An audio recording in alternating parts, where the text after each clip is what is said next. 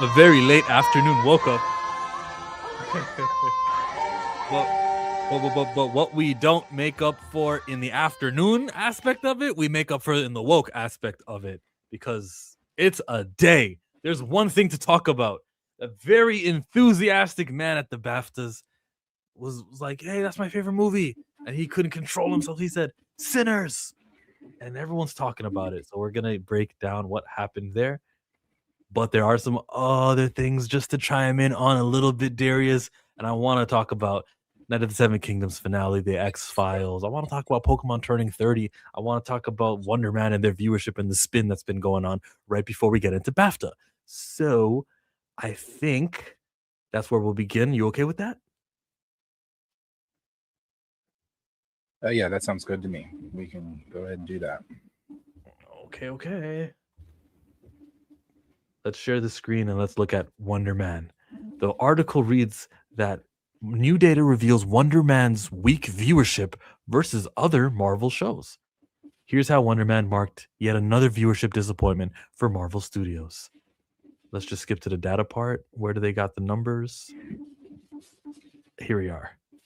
WandaVision, the 2-episode premiere, had 434 million minutes. That's only 2 episodes doing that. Skip all the way to Ironheart, which was 526 million minutes for 3 episodes. And Wonder Man, latest news was that they had, whoa, where are you, bro? After the first 10 days from March 4 to March 13, they acquired 629 million minutes watched. This is an abysmal number when you know what you're supposed to know. When you don't know it and you just read the tweet that says Disney reveals that the first 10 days got 600 million, when that's what you see, you probably think, oh, that's a big number. They wouldn't tout it unless it was something impressive. It's not. When we can compare it to the other things, which made more viewership with less episodes. This thing gave you 8 episodes, and you had 10 days. Abysmal. Yeah, I don't even think that would even chart. If we look at the Nielsen charts, which is something that I have bookmarked. I thought I had a bookmark. I don't got Nielsen bookmarked anymore. Whoopsie daisy, I thought I had it, man. Hold up.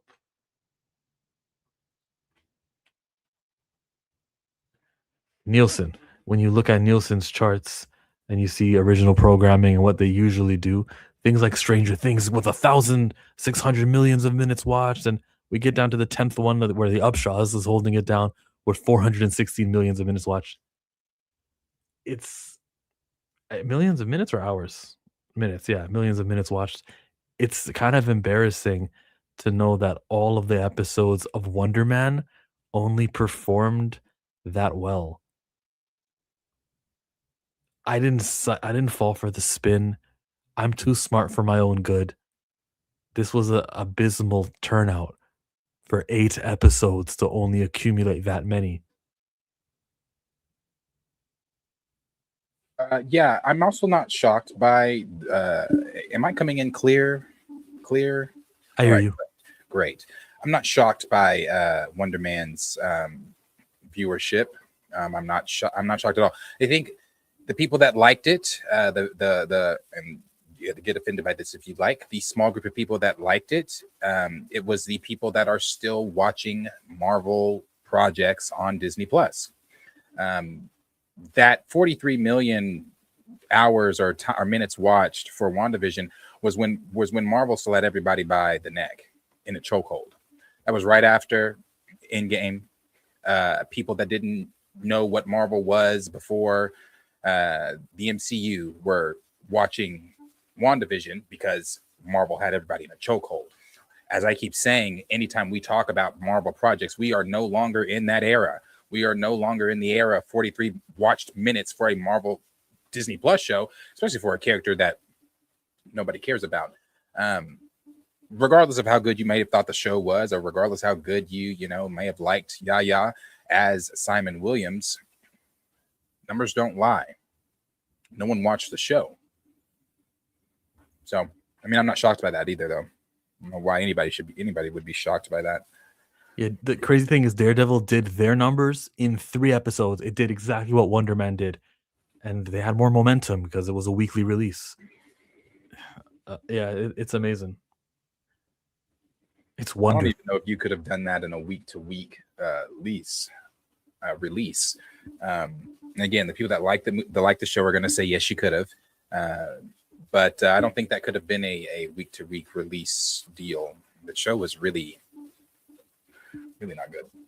Well, if the show was good, and I don't think it was, but there's evidence in the past of more people joining a show and giving it more viewership when it turns out the show is really good. And that's what I guess then it would have helped. Like theoretically, that would have worked if it was perceived as good. And every week on Wednesday, the Marvel fans were talking about, can't wait for the next 30 minutes of Wonder Man. You know, they would theoretically encourage more viewership. Weekly is the way to go, always. Indeed. I'll never revisit Wonder Man, or not that Wonder Man pops into my mind when I think about the MCU. So don't care. Okay. How about the X-Files? There was an official update over there that the new lead actress that's going to be selected for Ryan Coogler's X-Files is your girl Danielle Detweiler. Yeah, I saw that. The quote is, "Two highly decorated but vastly different FBI agents form an unlikely bond when they are assigned to a long-shuttered division devoted to cases involving unexplained phenomena." It's X-Files. What more do you want? Yeah, Coogler's X-Files. That's going to be a good one too. I mean, there's really nothing here on this besides, I mean, the Danielle stuff was last week, I believe. And then as far as the deal, let me see here. I think I have it saved. She's finally going to get an award because she deserved it for playing Mammy Till. Let's see. The only thing here they had for X-Files. Sajadic's in the building. That show wasn't made for comic fans. Stick to street level heroes and mystics for Disney Plus, as those are proven to work on TV. Oh, it just gives a synopsis of it. Yeah, there's really nothing new. No new ground being broken here with X-Files. Two highly decorated but vastly different FBI agents form an unlikely bond when they are assigned to a long shutter division devoted to cases involving unexplained phenomena. I read it already. Yeah, so it's a nothing burger, really. Ryan Coogler is doing X-Files. Danielle Detweiler is in it. They gave a synopsis. It bugs me that he's working on this instead of working on an original IP where he could launch a character and he's not. He's working on X-Files. And damn, that's like there's only so much time we're gonna have on Earth, and we're using it on X-Files. He's beyond this. If he wants to do franchise, go do Black Panther. Let's get to creating IP, something you can own in 25 years from now. So maybe a step backwards for Ryan Coogler, but this was a passion project. He needed to do it because he and his mom used to watch it together, and he loves his mom. Whatever. Okay, Ryan, you get this one. But we need you doing Marvel stuff. Excuse me. We need you not doing Marvel stuff. We need you doing the original stuff. I want to see you kill T'Challa and keep him dead in the third movie, by the way. Which, somewhat related, I saw an article or item saying the X-Men movie will start filming later this year, which means it'll happen before the Black Panther movie. When's Black Panther 3 supposed to start filming? I thought they said this summer, June, but that's not from Marvel Studios. That's from Alex over the Cosmic Circus. Yeah, I know. I don't even know who I got my source out of. I just remember reading it and going, good. That means Black Panther will be delayed. More time for the anti-Toussaint sentiment to grow, because that boy is not T'Challa. His name is Toussaint from Haiti, the son of Wonder Man. Right. The race swap Wonder Man, who was not a mutant. He is a white, Caucasian, former Avenger of the Aryan race, of the lineage of Europe. Okay, and he is not the Black X-Men that I want. I don't want him taking that spot. Just saying, Kevin Feige. Just saying. Wonder Man is supposedly in Doomsday, so we haven't seen the last of him. Now let's jump over to a Knight of the Seven Kingdoms, who the acronym is very useful because no one else is AKOTSK. The finale happened. You saw it? I did. Did not care for it. I liked it enough, but it was still. I think with the season 2, they need to. I know they've said. Well, just jumped around a lot here. This is what they said here for season 2. Knights of the Seven Kingdoms. Details on season 2 now in production. Will be still 6 episodes. We got to get past the 6 to 8 episode shit. 6 episodes ranging between 30 to 60 minutes, adapting the the Sworn Sword. Dunk and Egg will go to Dorne. Show will stay in Dunk's perspective. And George R. R. Martin is heavily involved and is visiting the sets. It also says explores the themes of loyalty, blah, blah, blah. Westeros is in a drought and is releasing in 2027. I believe, again, this is going to be the time of the second Blackfire Rebellion. So hopefully season 2, they stick with that between 30 and 60 minutes. I don't know why they don't just go 60 minutes, make an hour, because to be honest with you, the entire season of Knights of the Seven Kingdoms could have been a movie and could have been done with it.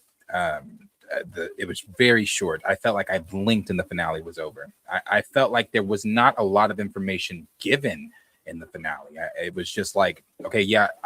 To be honest with you, the finale could have been the trial by 7 and the finale could have been one episode. Could have been one episode, because where we picked up in the finale, it felt like we did absolutely nothing. Like we didn't. Yeah, Egg was, officially made his squire, and they are off to presumably Dorne, because even Egg in the finale said, "I've never been to Dorne. I hear they got blah blah blah." So I'm sure they're on their way to Dorne. All that we broke no new ground.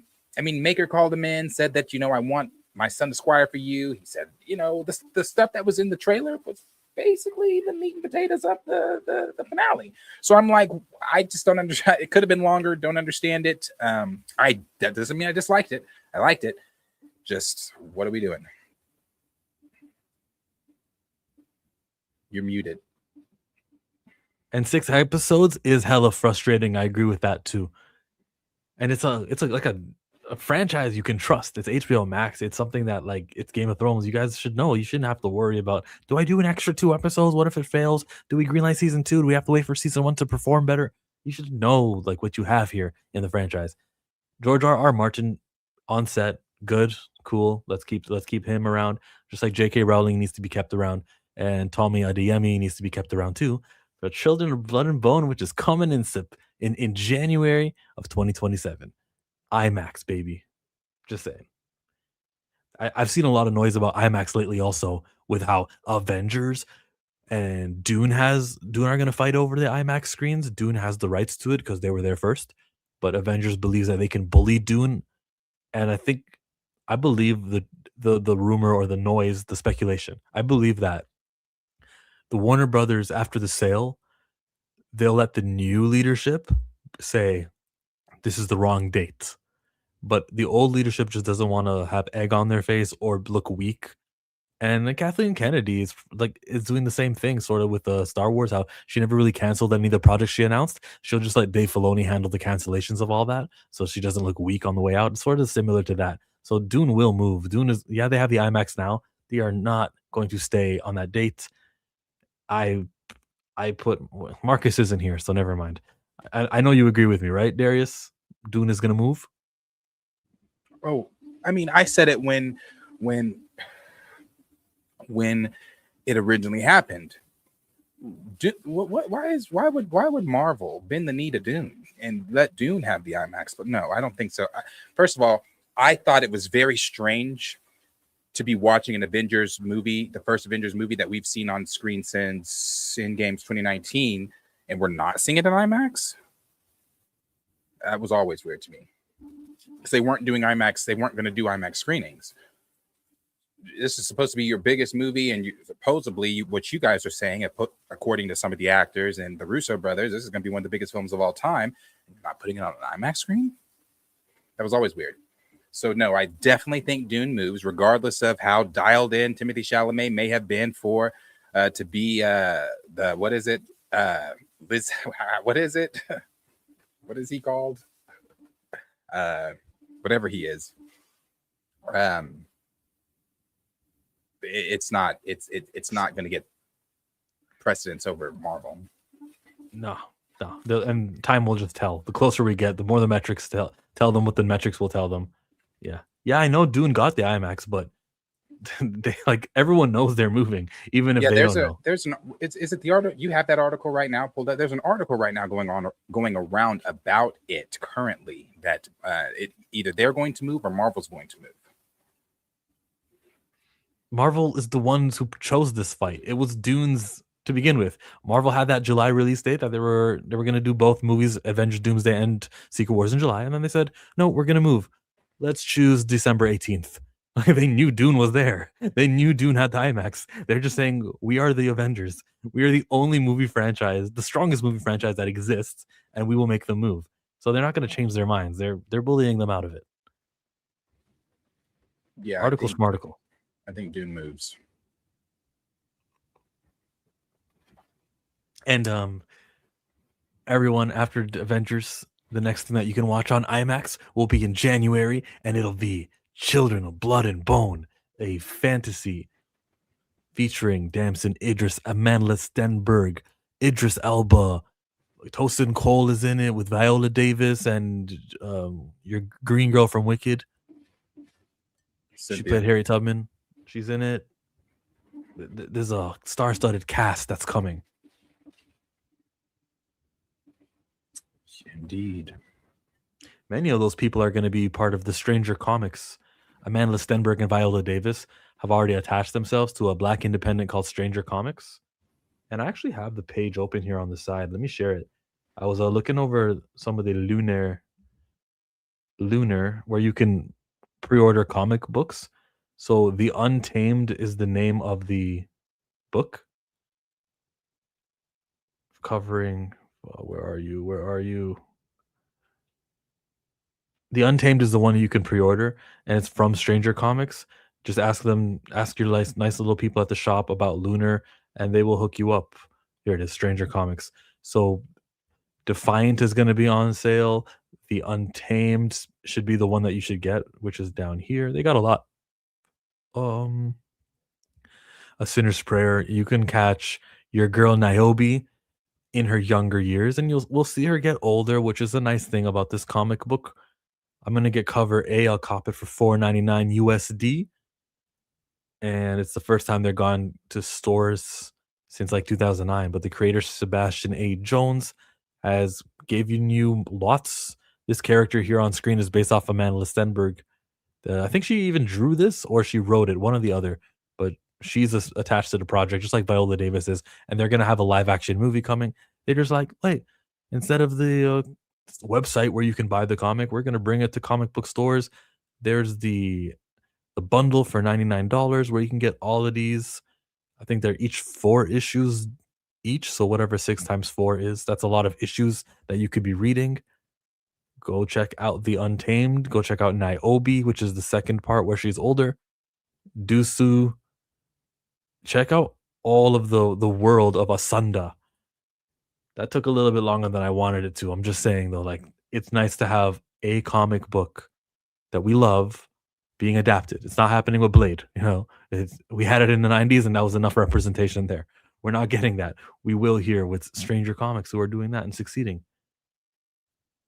Mental Health's 0319, chill. Steve, been a member for 32 months on my channel.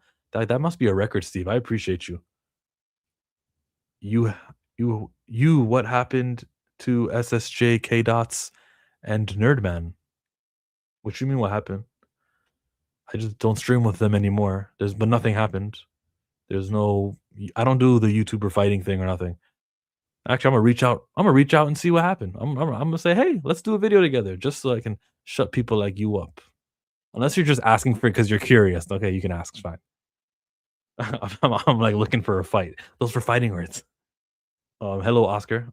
He says only hope is Brother Voodoo, but his brother Daniel Drum got killed by Caecilius in 2016's Doctor Strange. Kinda. They never said the character's name, did they? He said, guys, I hate to tell you, but Kugler did a podcast. Oh, no, I hate to tell you. I already know this. And it has nothing to do with this podcast. I have no idea what this podcast is, but I've been singing this song. I've been prepping and warning and trying to get you guys ready. Because as I've said, I just don't logically, narratively, it doesn't make sense. But different story, different topic, different day. Yeah, I want to see this podcast. Maybe we can chat about it tomorrow afternoon, maybe? Yeah, if it's where is it? Whose is it? Oscar, if you want to send it to us, because I didn't even know. Yeah, I didn't know Maggie Gyllenhaal had a. I didn't know I didn't know there was another Gyllenhaal. Okay. I'll listen to Maggie Gyllenhaal's podcast with Ryan Coogler. Thank you for the heads up, though. Always appreciate stuff like that, like letting us know what's coming and everything. Is that all? No. There's one more thing. Something that I care about more than you care about. You see, we're on Cerebi.net. Pokemon turns 30, and they're giving us little logos of each Pokemon. There's the Charmander one, the Bulbasaur one, and the Squirtle one. Pick a Pokemon, random Pokemon. Who you want? Out of the 1,000, Darius, who you want? None. Okay, I choose Turtwig. I mean Latios. Wrong Pokemon. It's hard if I had to choose. Huh? Say again? So if I had to choose Charizard. If you had to choose it, it'd be Charizard. Yeah, number 6 on the Pokédex. That's not hard to find. Oh, he's got the coolest graphic out of all of them. Pokemon turns 30. They're gonna release the Fire Red and Leaf Green for digital download. It'll be $20 USD, and I think I'm gonna purchase it because this is my franchise, and I can justify the $20 because if you think about it, you spend 40 hours of gameplay. That's 50 cents per hour. That's way better than a movie ticket because a movie ticket will be like $13-14 for 2 hours. So I'm gonna buy this. I'm gonna replay. I'm gonna enjoy my childhood. Lawrence is with me. What? 30? We old? Yeah, we are. But we're there. We made it. The anniversary date is on February 26th, and this is a franchise. Stay with me, Darius. This relates. That's been on the down. They've been shamed for glitching games. He's not staying with me. There you are. Okay. The games have been glitching. The fan base has been upset with the performance of it, but also how much they even put into it. They added more people to their staff recently, like a year ago, to develop this new game. They took an extra year in between releases. It used to be every 3 years. This will be 4 years between video games. We know that Nintendo Switch 2 is out, so we anticipate, because it's their anniversary, it's the 30th year, they're going to announce at the presentation of the Pokemon Presents that they're going to do the fans right. This is an example, should be, of us fans complaining, being heard, and then the company realizing we got to do our most loyal people right. This is where Marvel is at with its Avengers Doomsday Avengers Secret Wars, which I think may be the equivalent to Pokemon's 30th anniversary. And I wanted to recognize the similarities, and that's all really. Won't bore you. I'm a original Pokemon fan. If it's not the original 90s 2000s show that we grew up with, or the first movie, I don't do all this new stuff. I don't like. What is Ash doing with this kid that he's running around? I don't even. If it ain't Misty and Brock, I'm out. I don't know these people he's hanging out with now. So you know what's interesting though? I have to give them points for this. They finished the story. They made Ash finally win the league in the Alola, that region. I'm boring you. I know I'm boring you. That's why I'm pausing. I'm like, I'm losing you. But no, I'm just saying. No, I believe it or not. I'm not watching it, but Pokemon is on all the time in my house. I can't stand the new shit, but Yeah, I never bothered with the new episodes. It's been sort of like 3 years now with the new cast, and I haven't watched a single episode. Ash was my guy. It was a kids show. I followed it through, and I used to watch every time he would make it to a tournament at the end of the region. I'd watch him, and he'd get kicked out by fucking Harrison's Blaziken or Dark Ride. You remember the Dark Ride years, everybody? Oh my god, that's with Tobias. I think he should have beat Alam, but it was fine. He got his championship 3 years later in like 2017. 2019 maybe. Anyways, we're good. Ash won, and now they got some new kids who are the main character of the Pokemon show. I love to see the ending. I loved it.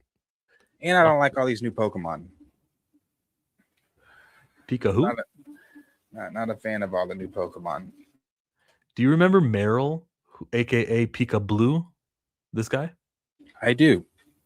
Yeah, he was in the movie. People called him Pika Blue because we just saw a picture, but we didn't know his name. Do you know this Pokemon? Pyroar?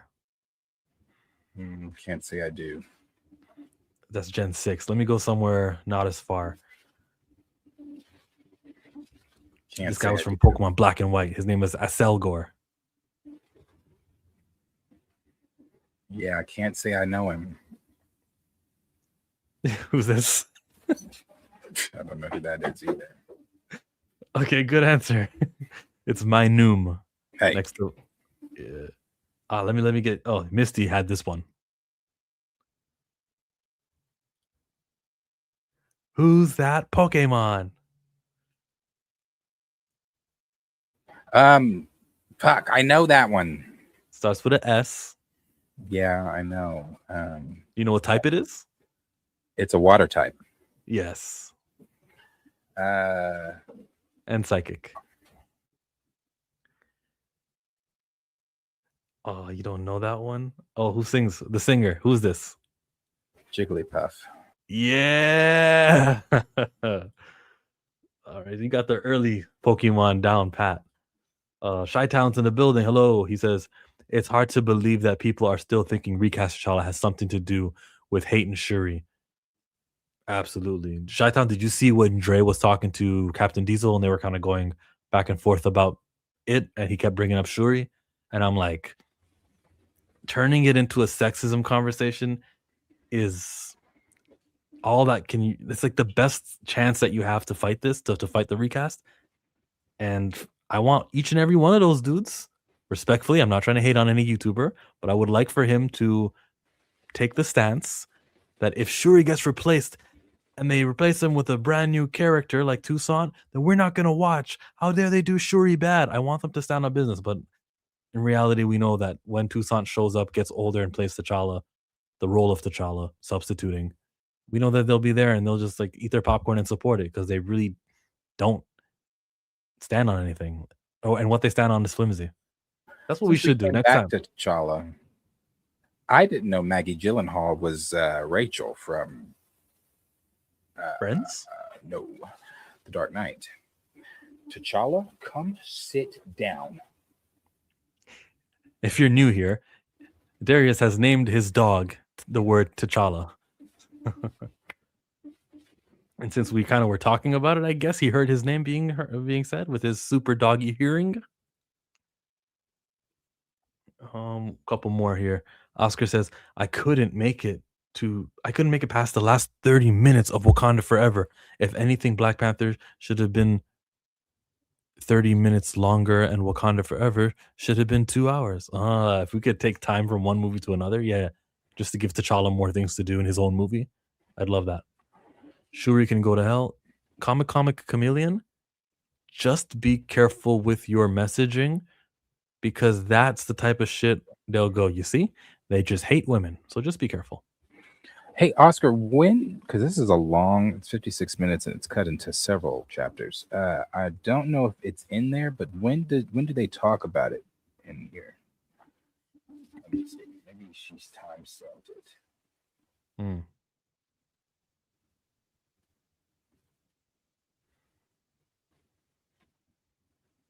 If it is time stamped, it's not under anything related to Black Panther.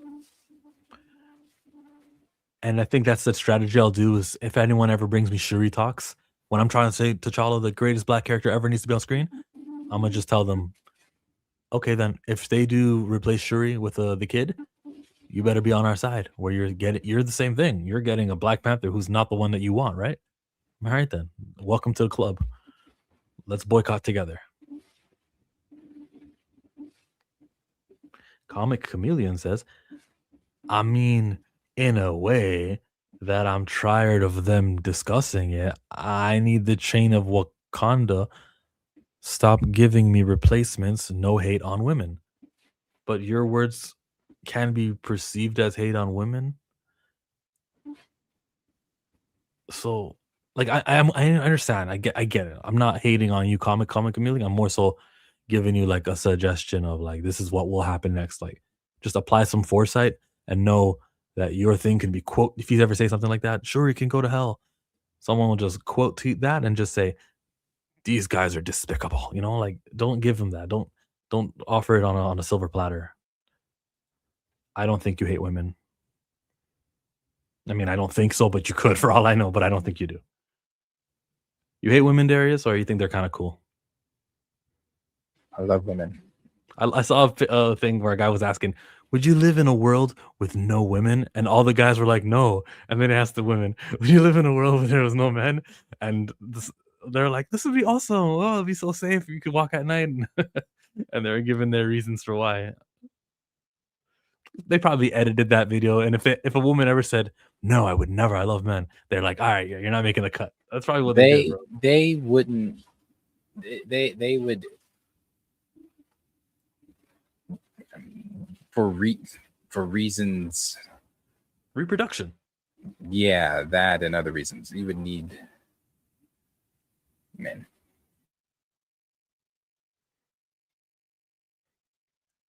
And it wouldn't be safer. Like, never mind. And this is just a silly talk. Let's get on with the show because your boy Oscar has not responded with a timestamp. I was waiting on him. Never mind, that was an old. Yeah, it was the old one. BAFTA time then? Is it BAFTA time? Okay.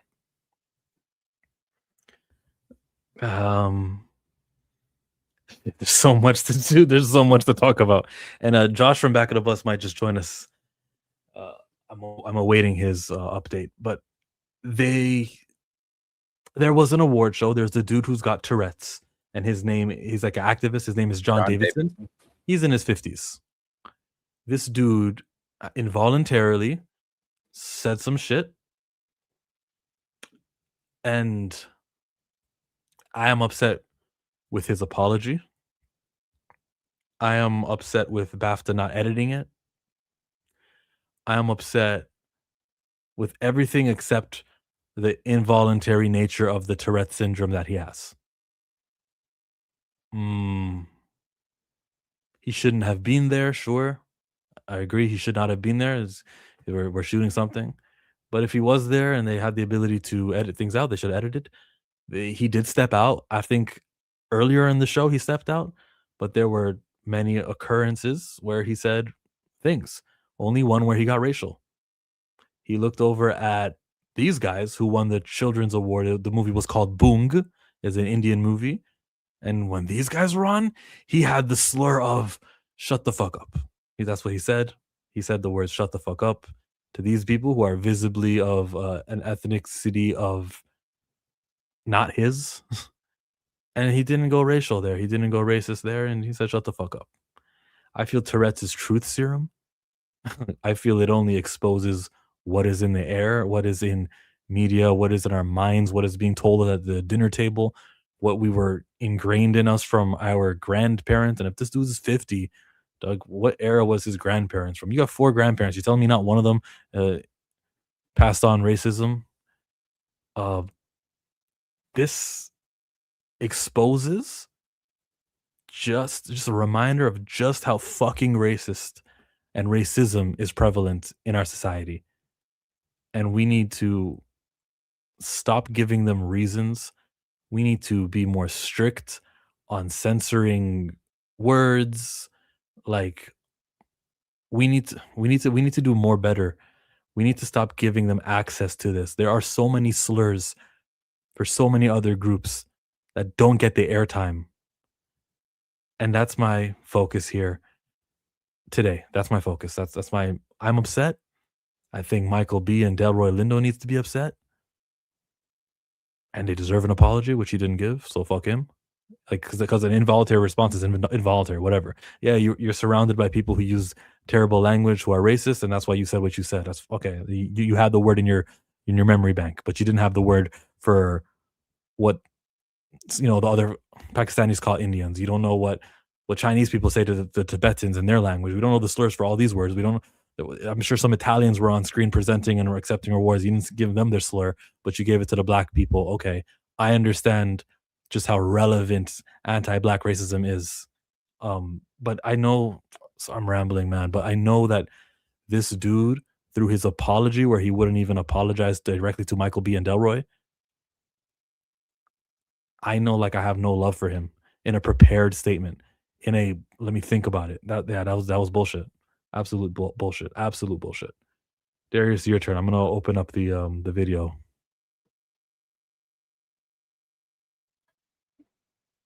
I'm not going to pretend to be a expert on Tourette's, the disability, or any of it. However, like anything, when I do not know something, I educate myself. So I've spent the last 24 hours educating myself. Well, I won't say the entire 24 hours, but I spent some time educating myself, listening to some videos and reading up on some things about, if I'm pronouncing it correctly, copralia, that he has, that is one of the more severe cases of Tourette's. It's an involuntary thing. They blurt out all types of things and have tics and all those things like that. So we all know, we know the basics of what Tourette's is and things like that. However, as I said on Twitter, and I do keep this stance, I do not need to know the minute details of Tourette's. I think it's wise, as I always say, to before you jump in any conversation, you have to know what you're talking about.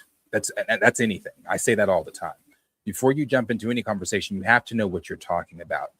And if you don't understand the Tourette side of things, then yes, you're going to make some of the ableist statements or whatever out there that are being called, or the statements that are being called ableist, and some of the statements that are out there are simply not true. You can be upset, you can be whatever, but I know what Jamie Foxx said when he said, I know he meant that and blah, blah, blah, blah, blah. Well, I can't say that, and I won't say that. I also don't agree with people going to the man's Instagram and saying it's on site and all these things and whatever. He is living with a disability, whether you want to look at it as a disability or not. He is living with a disability. However, I also find it very strange that when the two black men got on stage, it was automatic. That was the word that came to mind. If it's involuntary, and if this is the questions I have. As I said, I read up on it and watched videos, but it doesn't mean I still don't have questions. If it's involuntary and this and this and that, why is that the word that came to mind? Or is this a word that is being used on a regular? Yes, Darius. That's how fucking racist they are. So with that, why was nothing else hurled out? Because they're not that racist. Because being anti-black is so common in these white spaces. The guy with truth serum, aka Tourette's, the guy with truth serum, blurted it out because that was on his out. He saw two niggers on stage. So when you had the other dudes up there, where he didn't blurt out cracker to anybody, he didn't blurt out spick to anybody, he didn't blurt out wetback to anybody or any of the other things. He didn't blurt out any of those things to anybody. But the only thing he said was and it wasn't just this once. This was said 3 times, mind you. This was said 3 times. Yep. I have that article right next. Let me play this. Hold on, The because I'm first not. BAFTA of the night. Sorry about that. What? Hold on, I'm not. I'm still. My making- apologies. Go ahead. But anyway, with all the education and knowledge and understanding and trying to understand all that kind of stuff, that's cool, you know, whatever. I did the reading, I watched the videos, I understand what he has and this and this and that. However, all that I read, all that I said, it still doesn't excuse it at all. I'm also not one of the people that says, oh well, he shouldn't have been around or whatever. He had a film that was a biopic that was based off of his life and things like that. So of course he's going to be there. However, again, if you knew that was one of the tics that he had, and he was going to, because this is not an isolated event. This is not the first time that he has blurted out the N-word. So, and his family, whoever was around him, knew that this is not an isolated event. It's not the first time he said that. So why have him around black folks if you know that that's going to be his reaction when he sees black folks? Secondly, the people online's reaction, that just really shows you how racist and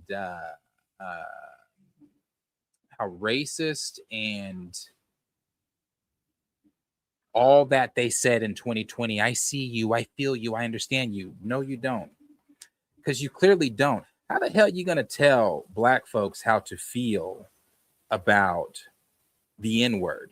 As much as people on Twitter are saying, educate yourself about Tourette's, educate yourself about the N-word, educate yourself about the trauma that word carries, educate yourself about how that word stems generations, educate yourself on, do you know that they used to, and this is to people out there, do you know that they used to do postcards of them hanging black folks? And in the postcard, it was a poem that had the N-word in at least 8-9 times. I'm not going to say the poem here, but you can look it up. That word carries generational trauma. So regardless of his Tourette's, regardless of educating ourselves on Tourette's, you had two black men standing on stage at the height of, standing at some might call the height of careers or whatever. And that's the moments that's going to be remembered from that award ceremony for them. Being dehumanized, being called out their name, and then not being apologized to directly. Told us, if you were offended, we apologize. But yet, we are the ones that are supposed to have grace. We are the ones that are being told to forgive and forget. As always, we're told to forgive and forget the 400 plus years. We're told to forgive and forget Jim Crow, forgive and forget all the hangings, forgive and forget even most recently. Let's give you one, the one with Obama. Forgive and forget what President Trump did with Obama. Let it go. It was a joke. We are, as I think I've said this before too, we are living in a time where racism, not that it ever dissipated, because racism is built into the DNA of this country, but we are living in a time where, again, the president of the United States displays his racism so easily and so freely that why not? If I'm an average normal person, why would I? If I'm an average normal racist MAGA person, I've been hiding my closet, I've been hiding my racism due to what the public might think. Why would I not come out and start then being racist? Why would I not say the things that have always been on my mind, but out loud? So yeah, it's the whole thing. And I do blame the BAFTAs. I blame them as well. I blame BBC. What the fuck are y'all doing? This was a pre-recorded event. This wasn't live. You bleeped out Free Palestine. So the question I also have is, what if he would have blurted out Free Palestine? What if he would have blurted out fuck Trump? What if he would have blurted out down with the king? Would they have bleeped that out? Would that have been bleeped out? Or was it just the fact that you didn't see the fact that he blurted out nigger enough to bleep that out, but you bleeped out Free Palestine and everything else? We go to the exact moment, as a guy who edits YouTube videos, when it's quiet and no one's speaking, it would be so easy to remove the sound and no one would notice it. Just listen to this. Presenting the first BAFTA of the night for a vital part of movie making. We're here to. That's so simple to edit out. You can even change a camera angle so you don't even have the 3-second pause. All you got to do is say, "Oh, detach audio sound, mute. Bob's your uncle." So prevention, like you were saying, why did his family speak up? Why didn't someone say he shouldn't be in that space? Hey, this is the syndrome, which is very common. I've seen like comedians getting heckled. Oh no, I just have Tourette's. Sorry. Like I've seen the Tourette's. There's been enough awareness over the last few years of seeing and hearing racial slurs and things like that happening and going, okay, it's involuntary. I get it. The prevention could have took place. And then in the edits could have took place too. They just lose with me. BBC is full of it. And we'll get to the apology and everything else. There is a super chat, which I'm gonna hit right now. But I'm rich. Have you ever I'm too fly Cam, he says. Why is it so hard to apologize? That's what has me mad.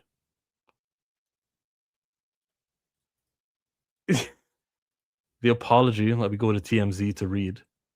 The apology reads, thank you, I'm too fly Cam. Tourette's activist John Davidson, BAFTA Firestorm, regrettable appreciates empathy. All right, you want empathy. That's all he wants, a little bit of empathy. The Tourette's activist who created a firestorm when he shouted the N-word during the British BAFTA has broken his silence. As reported, John Davidson was heard saying the N-word during Michael B. and Delroy Lindo. The host Alan Cumming did his best to address the incident, but plenty were still heated about what happened and wanted answers.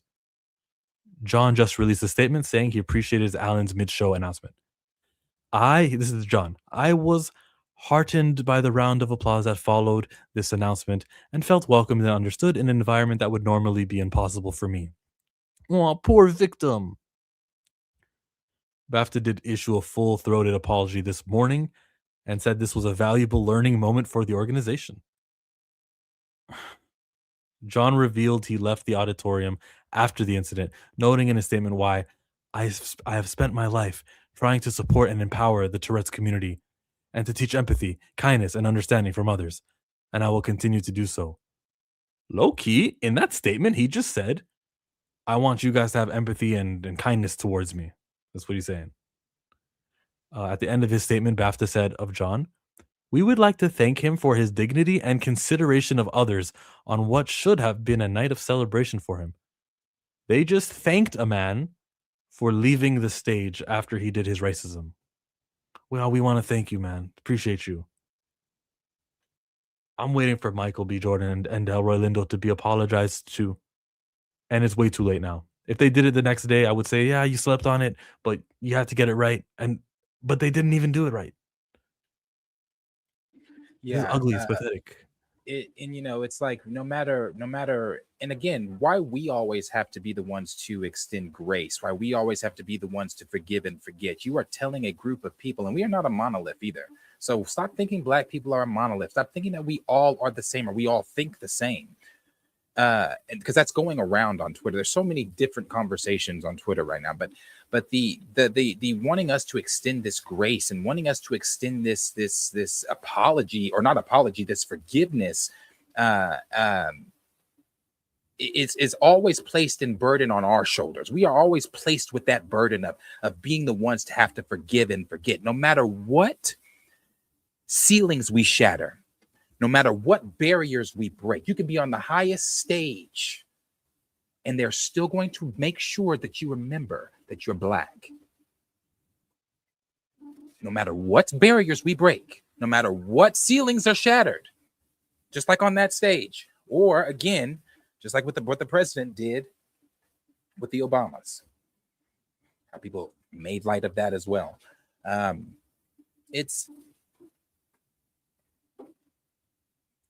The BBC's apology was some bullshit from the BAFTAs. That was some bullshit. A BBC spokesperson told The Times, some viewers may have heard strong and offensive language during the BAFTA Film Awards. This arose from involuntary verbal tics associated with Tourette's syndrome, and as explained during the ceremony, it was not intentional. We apologize that this was not edited out prior to broadcast, and it will now be removed. there's a big emphasis on it was involuntary. It was not intentional. Okay, is that what you're apologizing for? Like, you're trying to explain away the racist thing that was said that happened on your airwaves?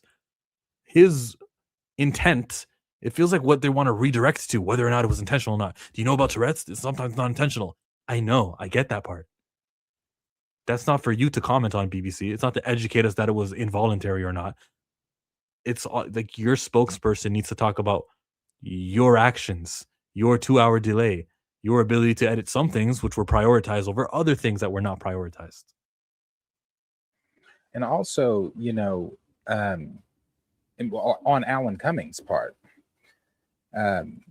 to instead of directing your apology directly to Michael B. and Delroy Lindo, you turn to the audience and thank them for their understanding.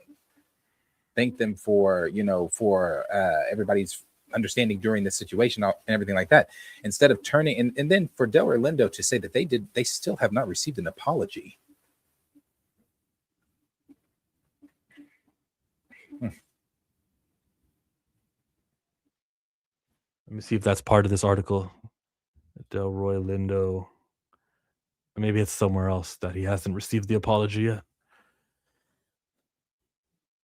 So there's another aspect of it where the Tourette's has struck. There was a woman who was nominated for like a production design or something for Sinners. And I'm looking for her because I know I bookmarked it on my page somewhere here. Her name is Hannah Beachler. And Hannah Beachler says, I keep trying to write about what happened at the BAFTAs and I can't find the words. The situation is almost impossible, but it happened 3 times that night. And one of those 3 times was directed at myself on the way to dinner after the show. Wait. You mean that he could do what he did? All he had to do was get up from the audience and just resume enjoying the festivities of the BAFTAs. Like, he didn't think, that's my time. See, that's what I mean. Like, this guy is not like sheltered behind his Tourette's syndrome where I won't point my finger at dude, at David. What was his name? The activist who they made the movie over? John Davidson. You mean that you weren't so shy, embarrassed? You weren't so, I gotta go. I can't be part of this. I'm gonna take it upon myself and be responsible to leave. Like, he must have not thought saying the N word was so offensive. That's what he must have not thought. And it was like, all I got to do is do the, walk out, and I'll just go to the dinner party afterwards, where I'm gonna be surrounded by more Black people, where I'm gonna be exposed to that, and I will involuntarily say the things that I said. That's what I mean. Like, these are thoughts that you have that are voluntary, that are thought through, and you decided to resume to put yourself in that, in that setting. Like, he's not blameless, I'm saying. I'll keep reading. 3 times directed on myself on the way to dinner after the show, and a 3rd time at a Black woman. I understand and deeply know why this is an impossible situation. I know we must handle this with grace and continue to push through, but what made the situation worse was the throwaway apology of, if you were offended. At the end of the show, of course we were offended, but our frequency, our spiritual vibration is tuned to a higher level than what happened. I am not steel. This did not bounce off of me, but I exist above it. It can't take away from who I am as an artist. I feel so bad for the entire Sinners group. They were subjected to this on and off camera, and the BAFTAs apologized with their bullshit apology, and John David gave his apology as well. Nothing directed to Delroy Lindo or Michael B. Jordan, which is, again, to me, no.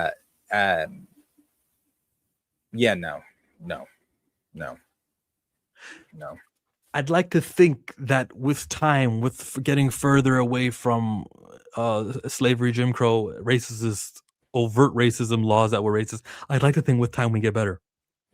But I look at Omegle, and I look at video gamers and kids and young people who preserve the memory of those racist ancestors by using the racial slur over and over again. I see it in movie, and I'm not talking about in music or There's a difference between the word nigger, the difference between the word nigga. He didn't say nigga. He said with the hard ER, the offensive, the you are property, you are less than, you are garbage trash. I mean, the worst thing, worst word of the dictionary is what he went to. And we have too much in our media preserving the memory of that word. When there's a song with a slur about, you know the one I'm talking about with Michael Jackson from the 90s? No? They don't really care about us? I wanna not do what I'm complaining, so I'm not gonna say the word, and I hope you guys don't go Googling what the slurs are, but these things get shut down. The words don't get to live on. The words don't get to be renewed, even if it's, "Well, it's just a lesson. We're just wanting to show people what not to say." If I don't even know what the word is, I won't even say it. How about that? How about we erase this word from our platforms? Um, let's do better. I am calling for censorship. Of course, with nuance, but I am calling for censorship. I'm calling for eradicate this stuff. Stop putting it in the air so that mans with Tourette's like John Davidson don't have that thought when they see them, but they didn't have that thought when the Indian family or the Indian directors who did the movie for the children, when they went on street, he didn't go like, okay, we can call them this, we can call them that, we can. Yeah, I'm sure like there's enough words that Indians, Sri Lankans, remember how the partition happened in the 50s, how Pakistanis and Indians were enemies with each other? I'm sure there's slurs and hateful words that those two groups have for each other. But he didn't think to say that because he doesn't know that. Because that's not at the dinner table. That's not on the latest slave movie or whatever other movies that they've got. Eradicate the word.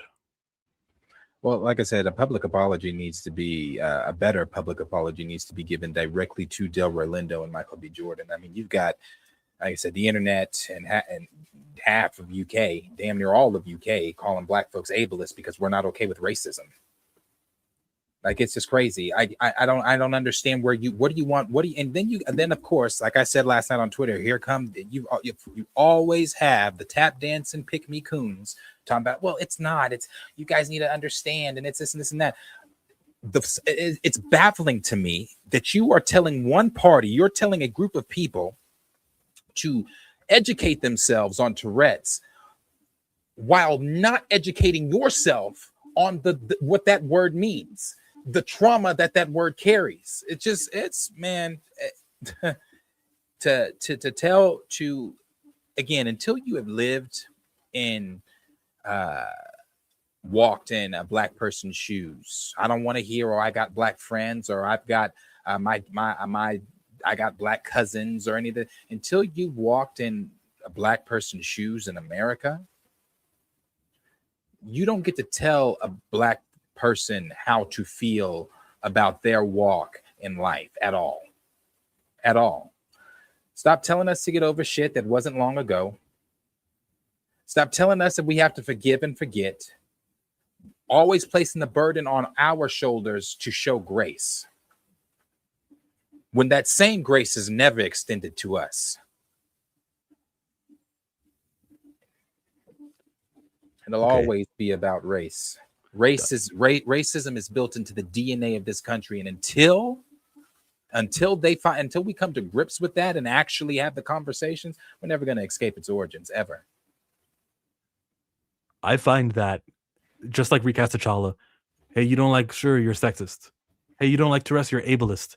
There's always some other marginalized group which is not black, which people give preference to. The women community, the handicapped community, disabled community.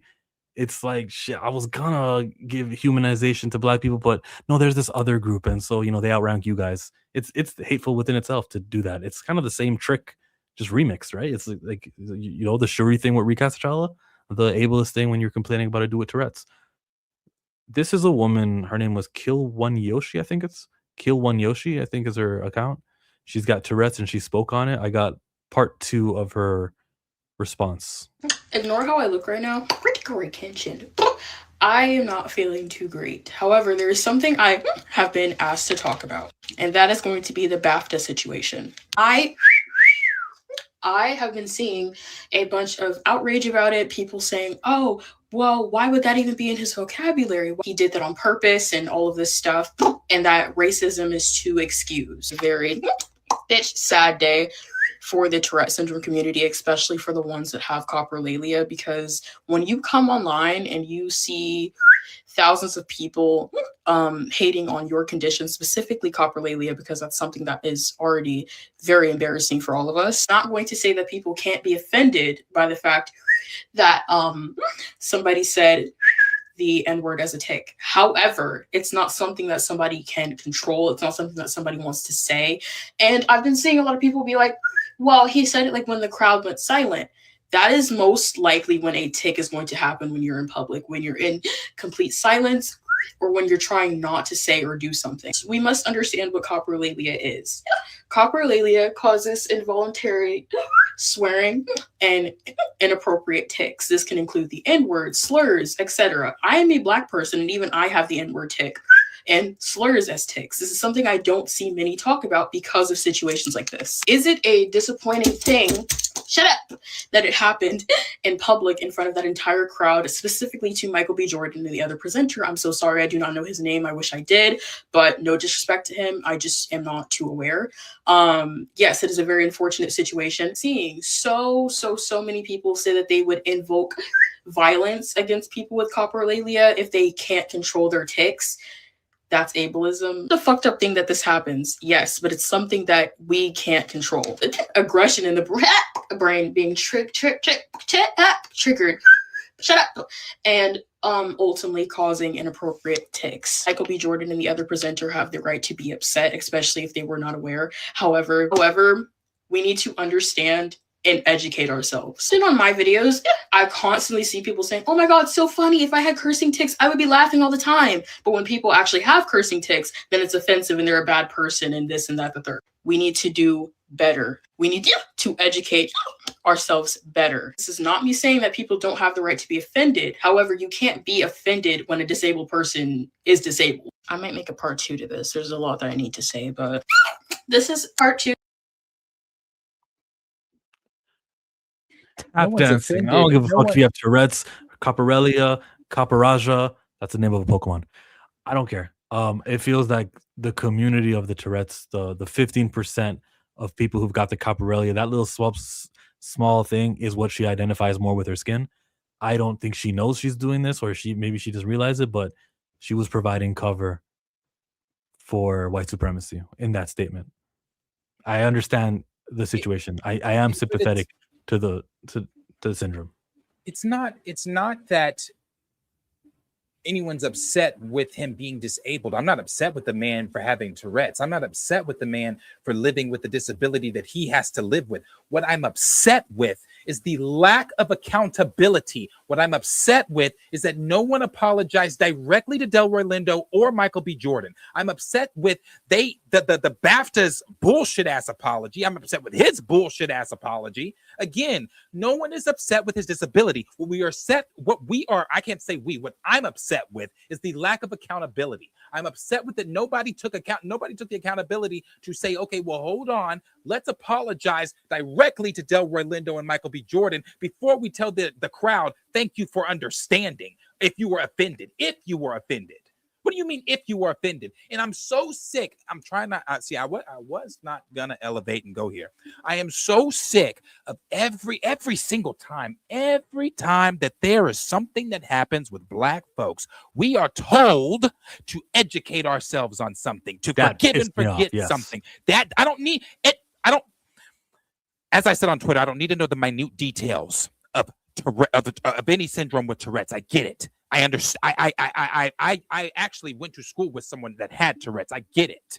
It wasn't the severity of what the Caporelia, but I get it. So I don't need to understand the minute details of it. But since I've already said this, but I'm going to reiterate it. Since we're educating ourselves, educate yourself on that word as well. Educate yourself on the Black community and what that word has done and how it stems around the Black community.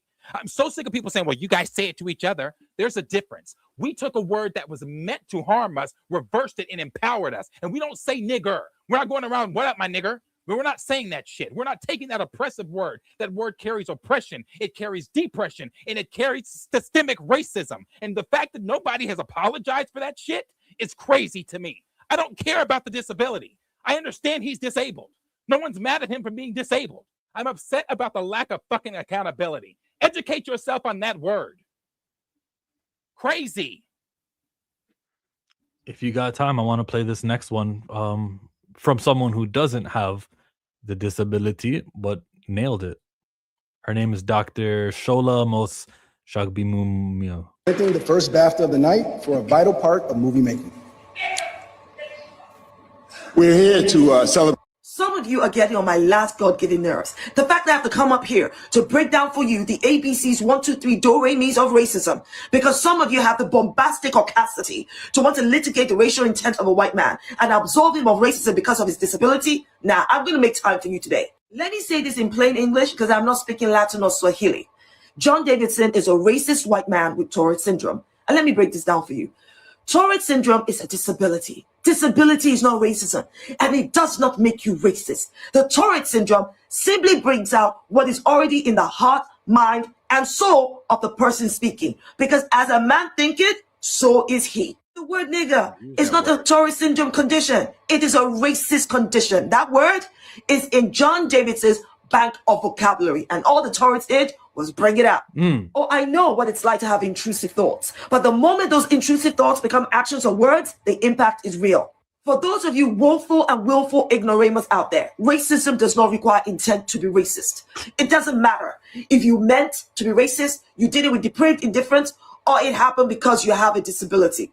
The racial impact on Black people as they watched Michael B. Jordan and Delroy Lindo being racially abused on the global stage was instant, because we all knew exactly what they were thinking, what they were feeling, why they switched on and kept on moving. We knew what it was. We were in that moment with them. That impact is freaking racism.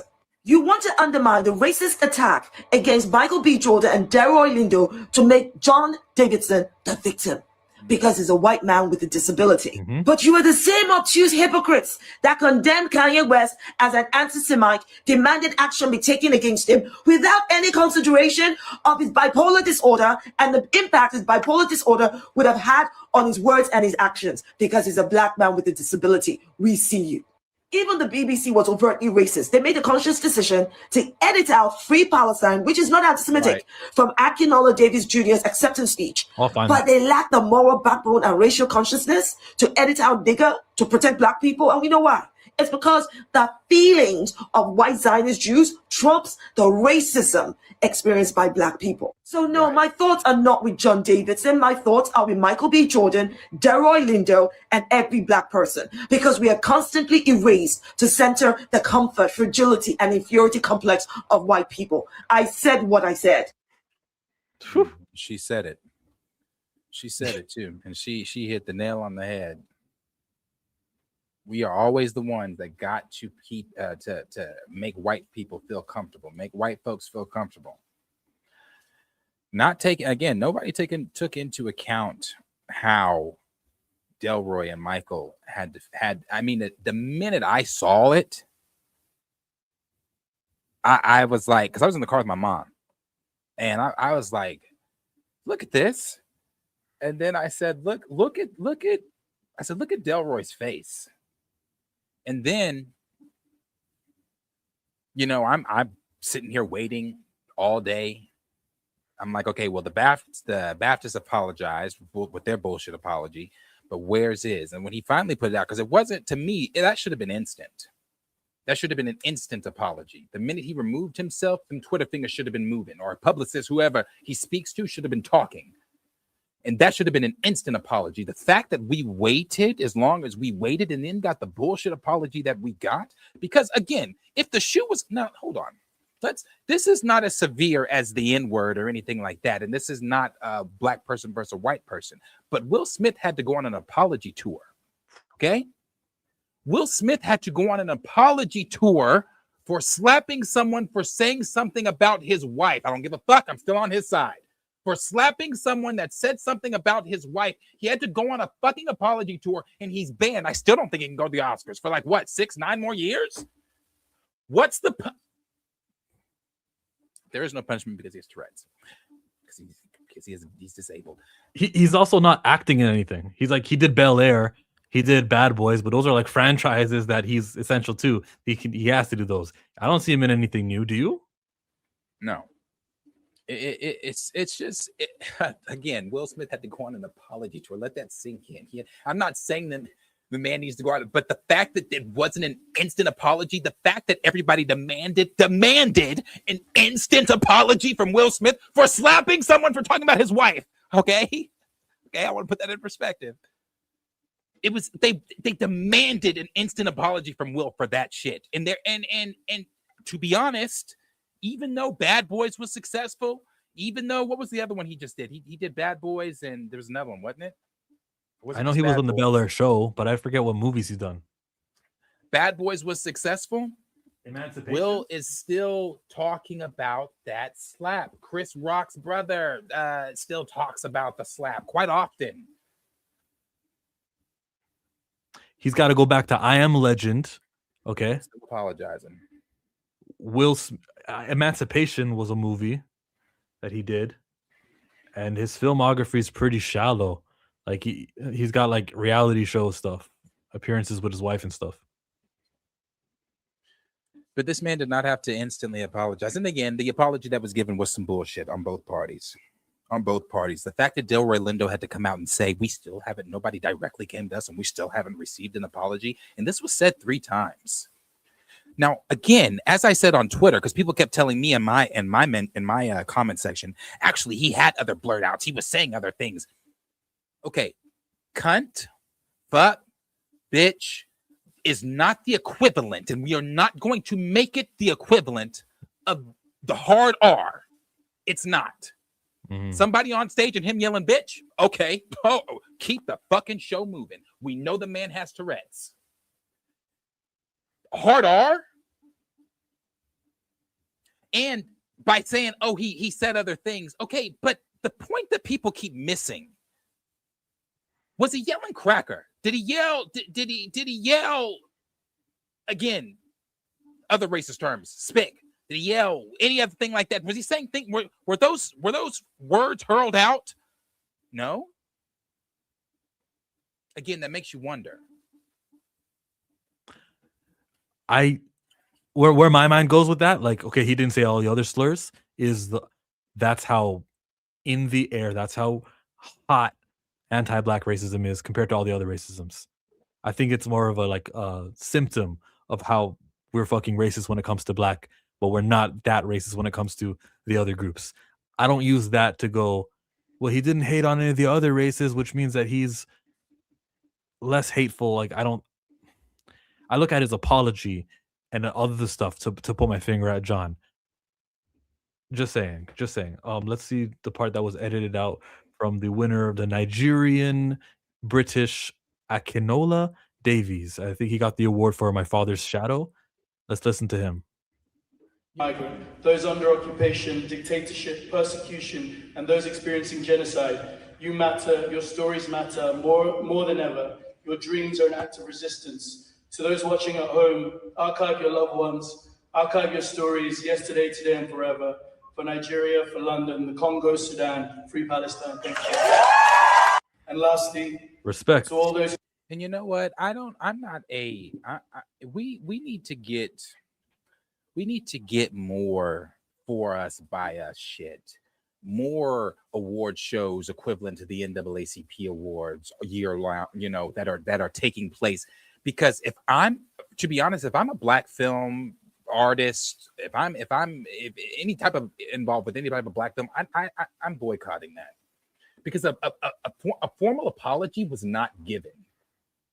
They're rolling over this the same way they rolled over the Obamas. This is just another fucking day. Let it go, as we're always told. Let it go, move on, keep it pushing. I would boycott that shit. I wouldn't go. No, because again, a formal apology was not given. Go where you're appreciated, not tolerated. Exactly. Go where you're appreciated. If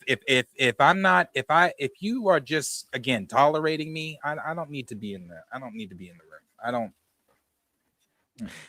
I'd love for there to be like 2 black movies in every category and that to be the norm. Just 2, hey, maybe 3. And then for next year, everyone involved with those movies, they go, "Oh, we're not going to show up to the BAFTAs." And then people go, "Wow, the BAFTAs is really a shell of what they used to be because they used to have all the good movies, but now the BAFTAs have people who've removed themselves." I want the black influence in movies to be that powerful. But in reality, these movies are always going to be underfunded, and there's only a select black movie that Disney will do a year, that Fox will do a year, that Sony, all of them. And so, like that power that you're saying that where you can just remove yourself isn't as powerful as it should be, which is It could probably be. why we need a black studio. Well, that was so you could be. You have Tyler Perry. Tyler Perry has his own studio, and he could. He's not, but he could extend that olive branch to some black filmmakers to have the freedom to come over there and not do Medea related shit, but under that studio. Stamina says those other words historically didn't get as much airtime over here anyway. That's what I'm saying. It'd be weird to hear them in Big 2026. The hard ER is from his era when he grew up, etc. It's kind of different. Dog, the era of today, though, the white kids growing up today they know what the word is, and they know. Wait. I guess I'm confused by the comment. Those other words historically didn't get as much airtime over here anyway. It'd be weird to hear them in Big 2026. The hard R's from his era when he grew up, etc. It's kind of different. I still don't get it. What are we saying? That there's no equivalent. There's no racial slur that has as much airtime.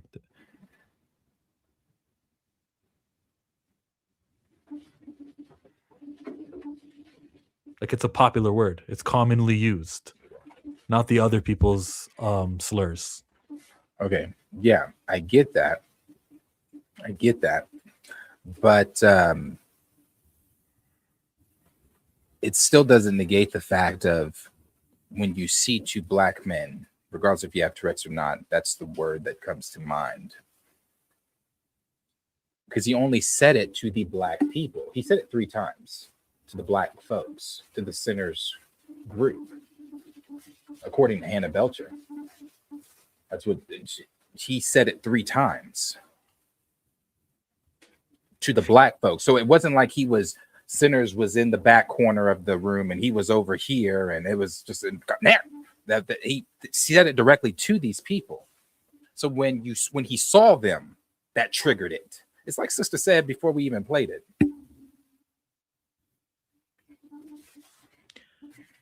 I'm saying that one is in him and always has been. Even if he'd said other words, it wouldn't track. I see.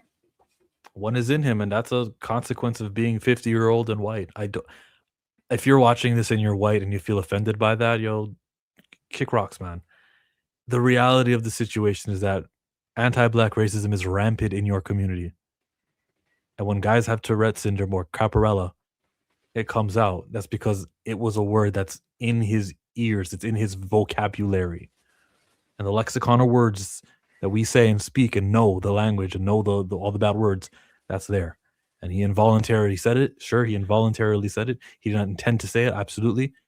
But he's saying it just reveals to me how increasingly urgent it is to take precautions right now so that our kids, our young people who are white, don't continue the legacy of the word. Yeah. Oh no, that word. Oh, that word is not gonna go anywhere. Kids, I see people go ahead on Omegle where they'll like try to trigger other black people and just oh look, it's a nigger, and then they click onto the next person. And like I've seen that culture. I've seen like video gamers. I've seen it not die. I've seen people give oxygen to it. I've seen platforms which kind of encourage it. And you can't blame everything on the platform, but I've seen enough of it where I go, damn, this isn't going away. What can we do? Like, what did the other groups do to eliminate some of their hateful terms? Maybe like things need to be put in action. But who's in power? Who owns TikTok and Twitter, and who owns all of these things that preserve the memory of the racist ancestors? They're not going to do anything about it. No, like I said, it's the people online telling Black folks to get over it, that we're in the wrong for being angry because he's disabled. So because he's disabled, that just excuses the racism, and we should get over that word. That's the crazy part. Things are really not crazy. When you really sit and think about it, you think about this is who the majority of these people are. We are so hated, but yet so obsessed over.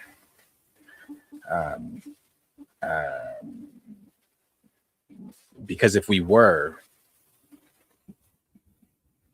to do, an Oscarville, a Greenwood, a Foley, or anything like that, there'd be some type of way to try to shut it down. And that's another conversation, but we can't get too far ahead or anything like that. So it's just like, like I said, we are so hated, but so obsessed over. Their hatred has led to an obsession over everything we do. And being told again online to get over it, that tracks, especially for Twitter. Very important wake-up call for all of us, no matter what happens, and no matter how Ryan Coogler's the first Black director to accomplish all the things he accomplished last week and next week and at the NAACP, and he'll probably break the record there for what Sinners is able to do. No matter what we do and hear about first and all these accomplishments, don't celebrate them. Sure, great news, right? Don't put your foot off the gas.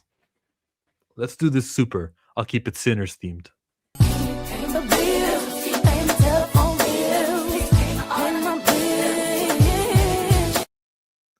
I am Two Fly Cam with $5. Support to the show. The constant disregard and disrespect to Black and brown people is insane, but expected.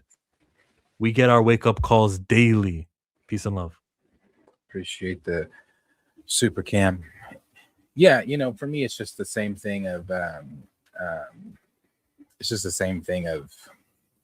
until you have walked in which is something you will never experience, but until you've walked in a Black person's shoes in America, you don't get to tell us how to feel. You get to tell us how to feel. You gotta be kidding. Right on cue. You want to read it?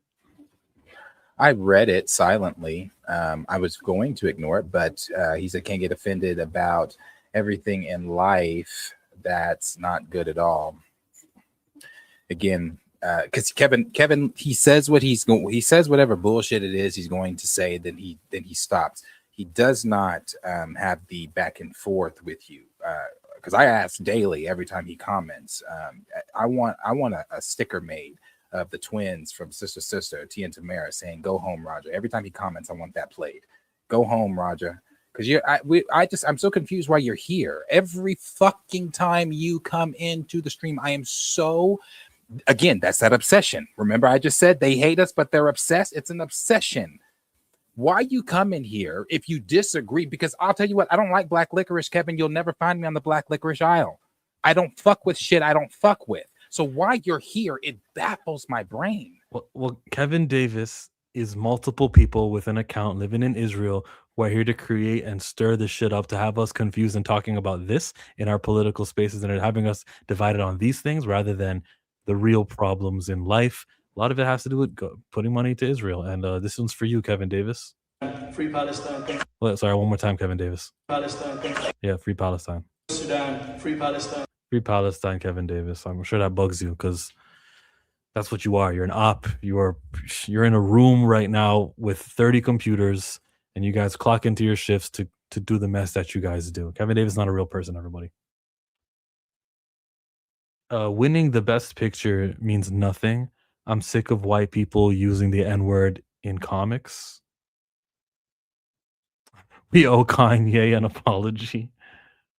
I mean, I always recognize Kanye's bipolar disorder, and I never ignore that when he does his outbursts.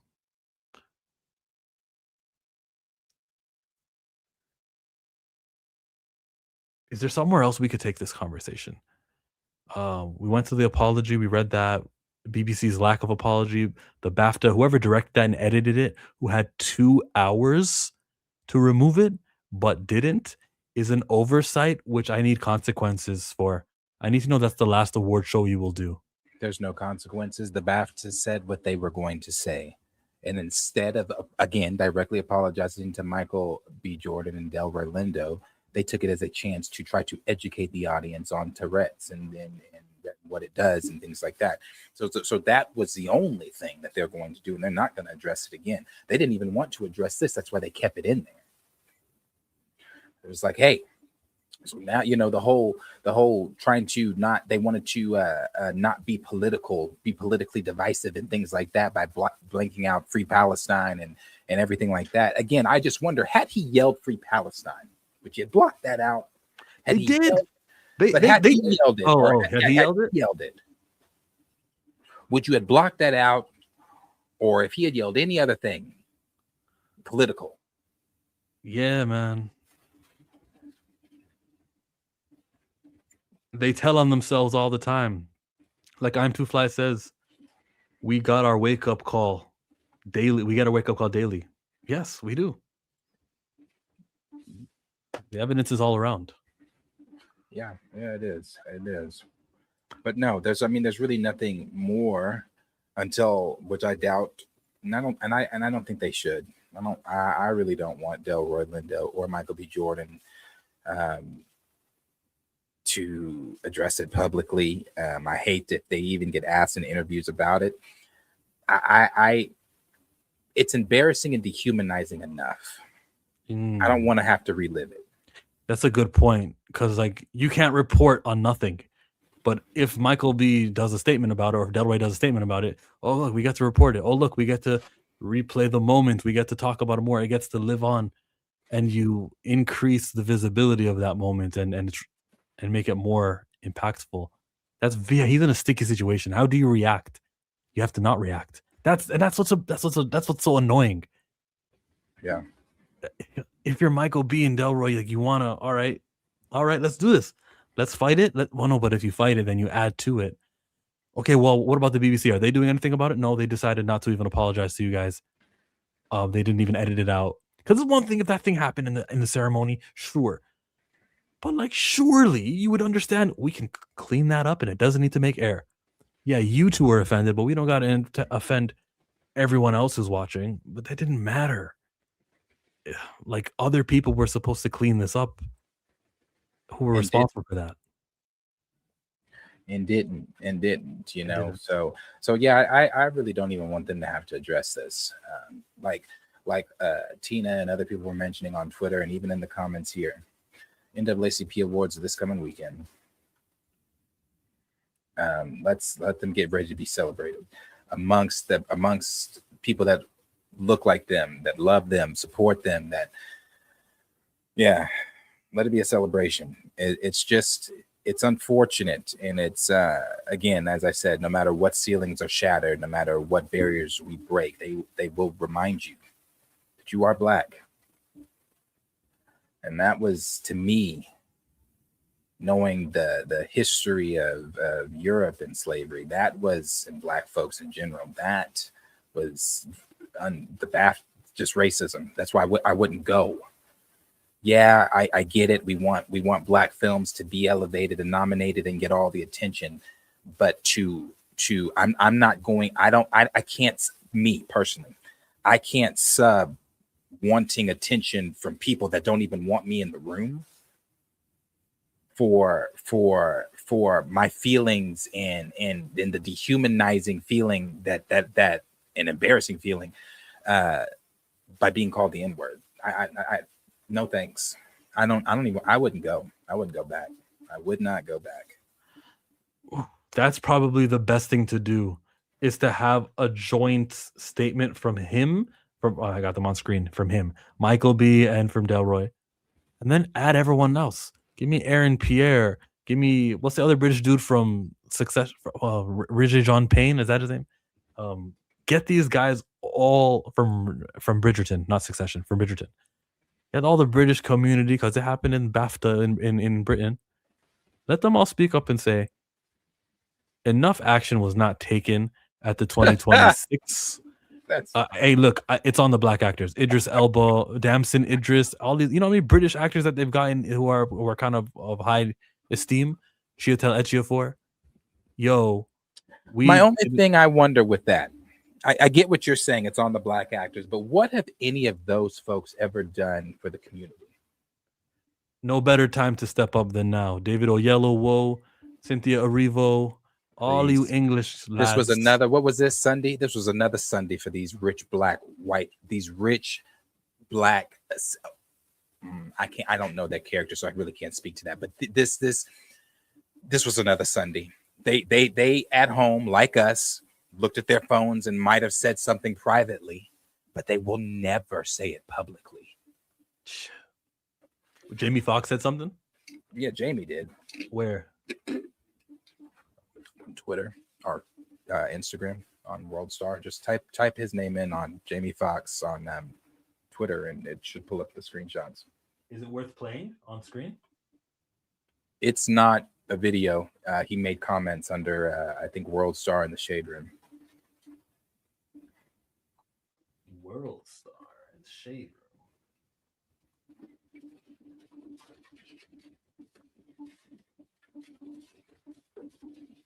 I'll find it.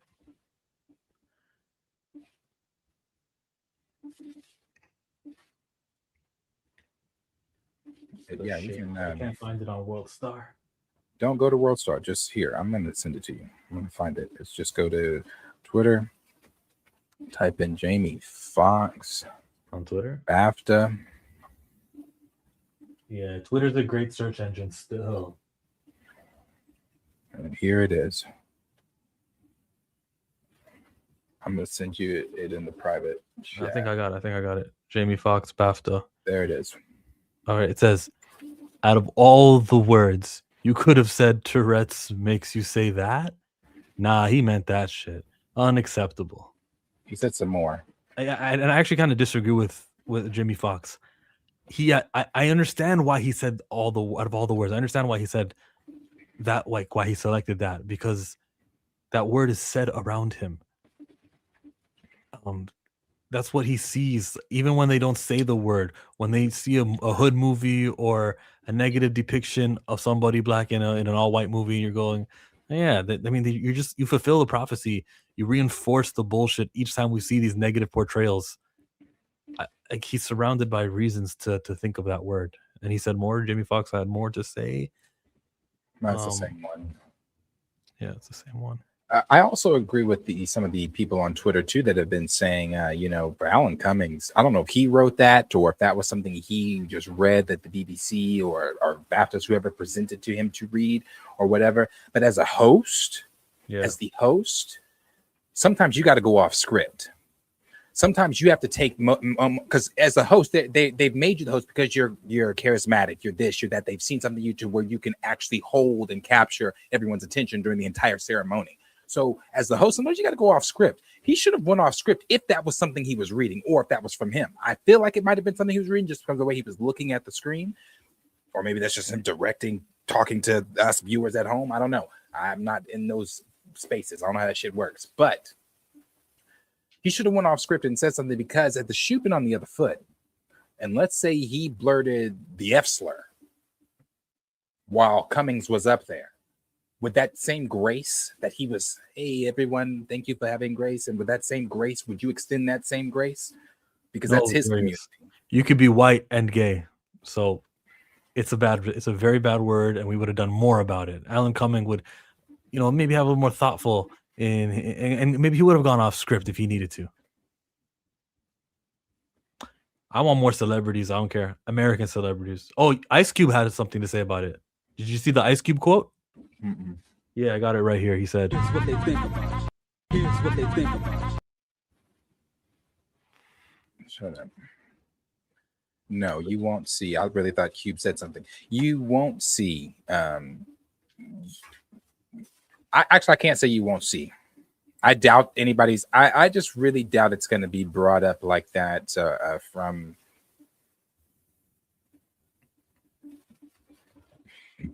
I don't think it will. No one has said anything but Jamie as of yet, as of now, famous wise like that. Unless I'm wrong, haven't seen anything. I want to see some. I want to see Chris Paul, Carmelo, and the Banana Boat at the ESPYs when I watch the NAACP awards, and more importantly, at the Academy Awards in 2 weeks from now.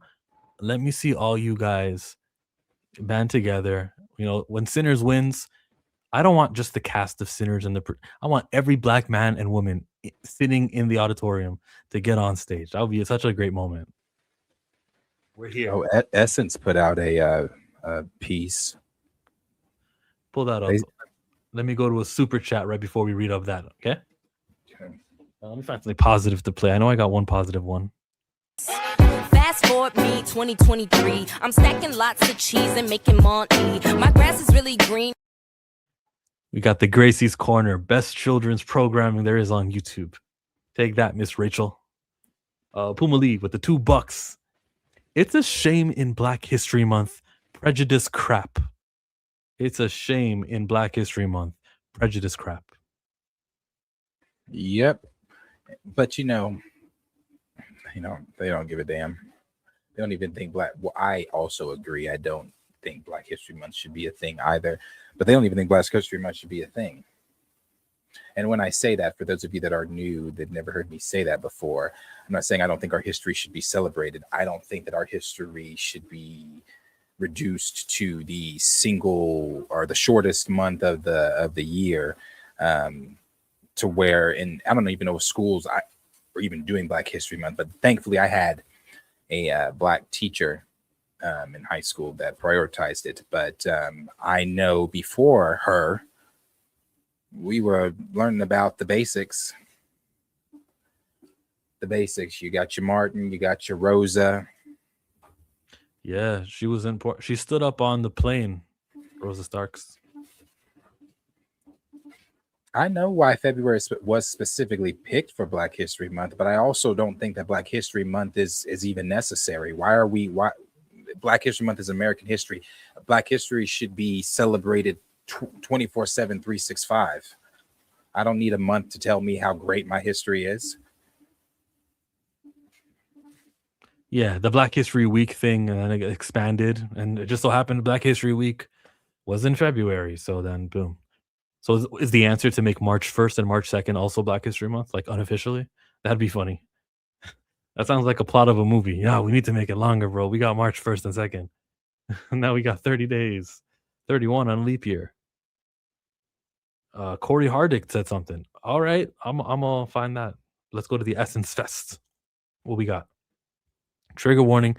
This post references a 400 I don't think they should have a month either. A 400-year race. Who shouldn't have a month either? Latinos, Irish, LGBTQ, Native, Asian. What's the Native month? I don't know, but I'm with you. I just let's just be cautious of everyone's history and put it in the curriculum. What happened in 1885 deserves to be taught. Very relevant to today. And with more awareness, we might have different foreign policies that we got. But the Berlin Conference is probably, anyways, not to diminish any other groups' historical bad things that happened, but the Berlin Conference and Africa being divided by all the colonizing states is magnificently important. I'm reading this thing back again. Now, trigger warning, the post references a 400-year racial slur that has been used to dehumanize Black people. It also discusses Tourette's syndrome and coprolalia, If a social media post can provide this clarity, a global broadcaster on a 2-hour programming delay certainly could have. BAFTA CBC. To be black is to know that grace will be demanded of you before accountability ever is. And that's exactly what played out at the BAFTA stage. And that's exactly what I just said too. There was zero accountability. And to this part here, back to this conversation, he said, I disagree. I think we need a month. Every community should have a month, because if we didn't have reserved months and days, it would not be taught at all. So I guess my question is to that, what has been taught to people? I guess it really just depends on what spaces you're in, because I haven't seen anything for Black History Month. I'm gonna be honest with you. I've seen people saying Happy Black History Month. I've seen that. I mean, that's about it. And I've seen a few like informational, as far as when I say informational, I mean like it's not even informational. I saw the Mamie Teal video on TikTok. That's the only video I've seen on TikTok. I've seen that before, but her interview talking about her when she first saw Emmett. So I mean, I don't know what has been really taught, because I know in schools it's not being taught. It definitely is not being, and it just really depends on your, I guess, at the end where you are. Black schools, probably, but these white schools and things like that, they're not teaching. So who's learning? Raymond, it's not either or, where the only way for it to be taught is to have the month.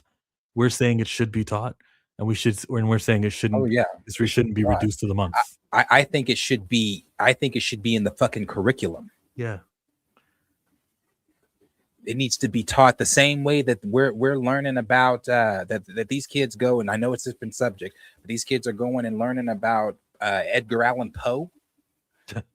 Yeah, they need to know. They need to know about more than Martin Luther King, more than Malcolm X, more than Rosa Parks, more than Harriet Tubman, who some people don't still even know who Harriet Tubman is. Corey Hardict. He's this actor. If you don't know, there he is right there. I saw him beating up Megan Good in a Tyler Perry movie recently. Yeah, he used to be with one of the Maury twins. I don't remember which one. Yeah, he was. Tia. Yeah, one of them. They look the same. So, made it about him, then plugged his film. I know a setup when I see one. ... Just saw several interviews on dude. Not a tick in sight. You see, it's the aftermath that shows me your true colors.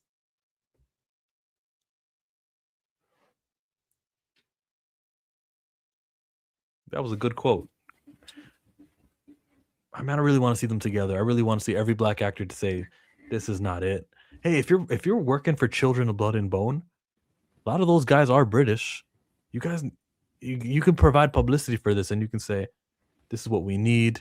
We're gonna go and have like ancient fantasy stories, but there's no racism, there's no slurs, there's no epithets in this one. Come, make sure you support us. Like, where's John Boyega saying right now? Let's hear it. Like, I want to see more, and I think this is a great opportunity, not just to bring awareness, but to generate dollars for your next art, so that we can ensure a trilogy: Children of Blood and Bone, Children of Virtue and Vengeance, Children of Anguish and Anarchy.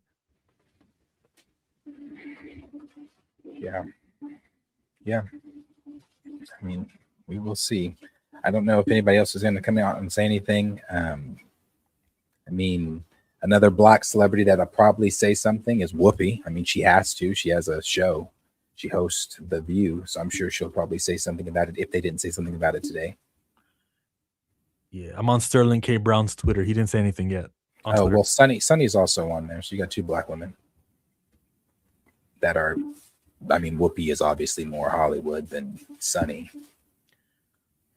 Sunny, yesterday my life. Trying to think of some other black folks with shows. You got Jennifer Hudson. You've got the Sherry Shepherd show. You've got, so did any of those gals say anything today? I'm on Sterling K. Brown's right now. He's promoting Paradise. So not yet. Yeah, let me see what everyone said. Like, I want to see what influencers, Kev on stage, what did you have to say about this? Let me see. Like, let's I mean, this is a great time to rally around and unite and have a consistent monolithic message, because it is a monolith when it's against racism. I think we don't need to have any what the other girl that I just played right now, Kill K1, what was her name? When she had Tourette's and she was talking about it. I don't need any of that. I need more so unity.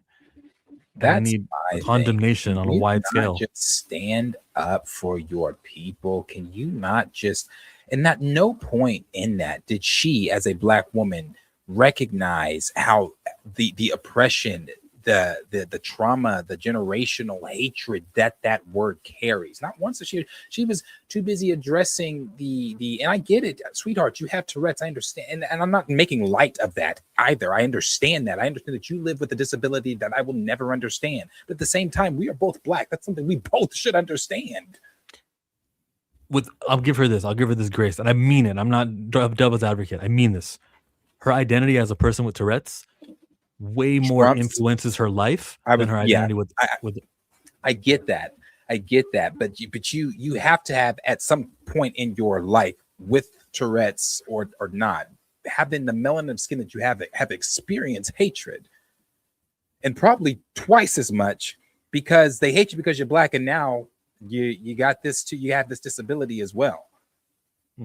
So I'm sure she's experienced racism. But maybe she always just put that in the I'm being discriminated for my disability pool. Well, sister, you got 2 strikes against you then. I'm going to tell you like my mom used to tell me. You got 2 strikes against you. You're Black and you're male. You got 2 strikes against you. You're disabled and you're Black. And those are realities. You are Black.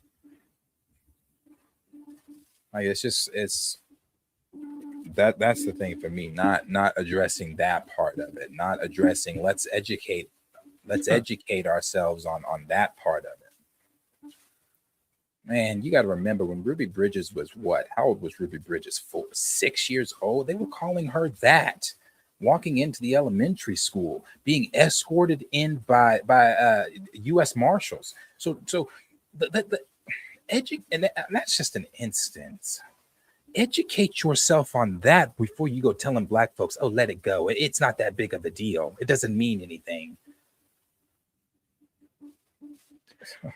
Coogler's going to do interviews this week because he's been doing it for his movie. Your grandparents were holding signs that said no N-words. Hard R.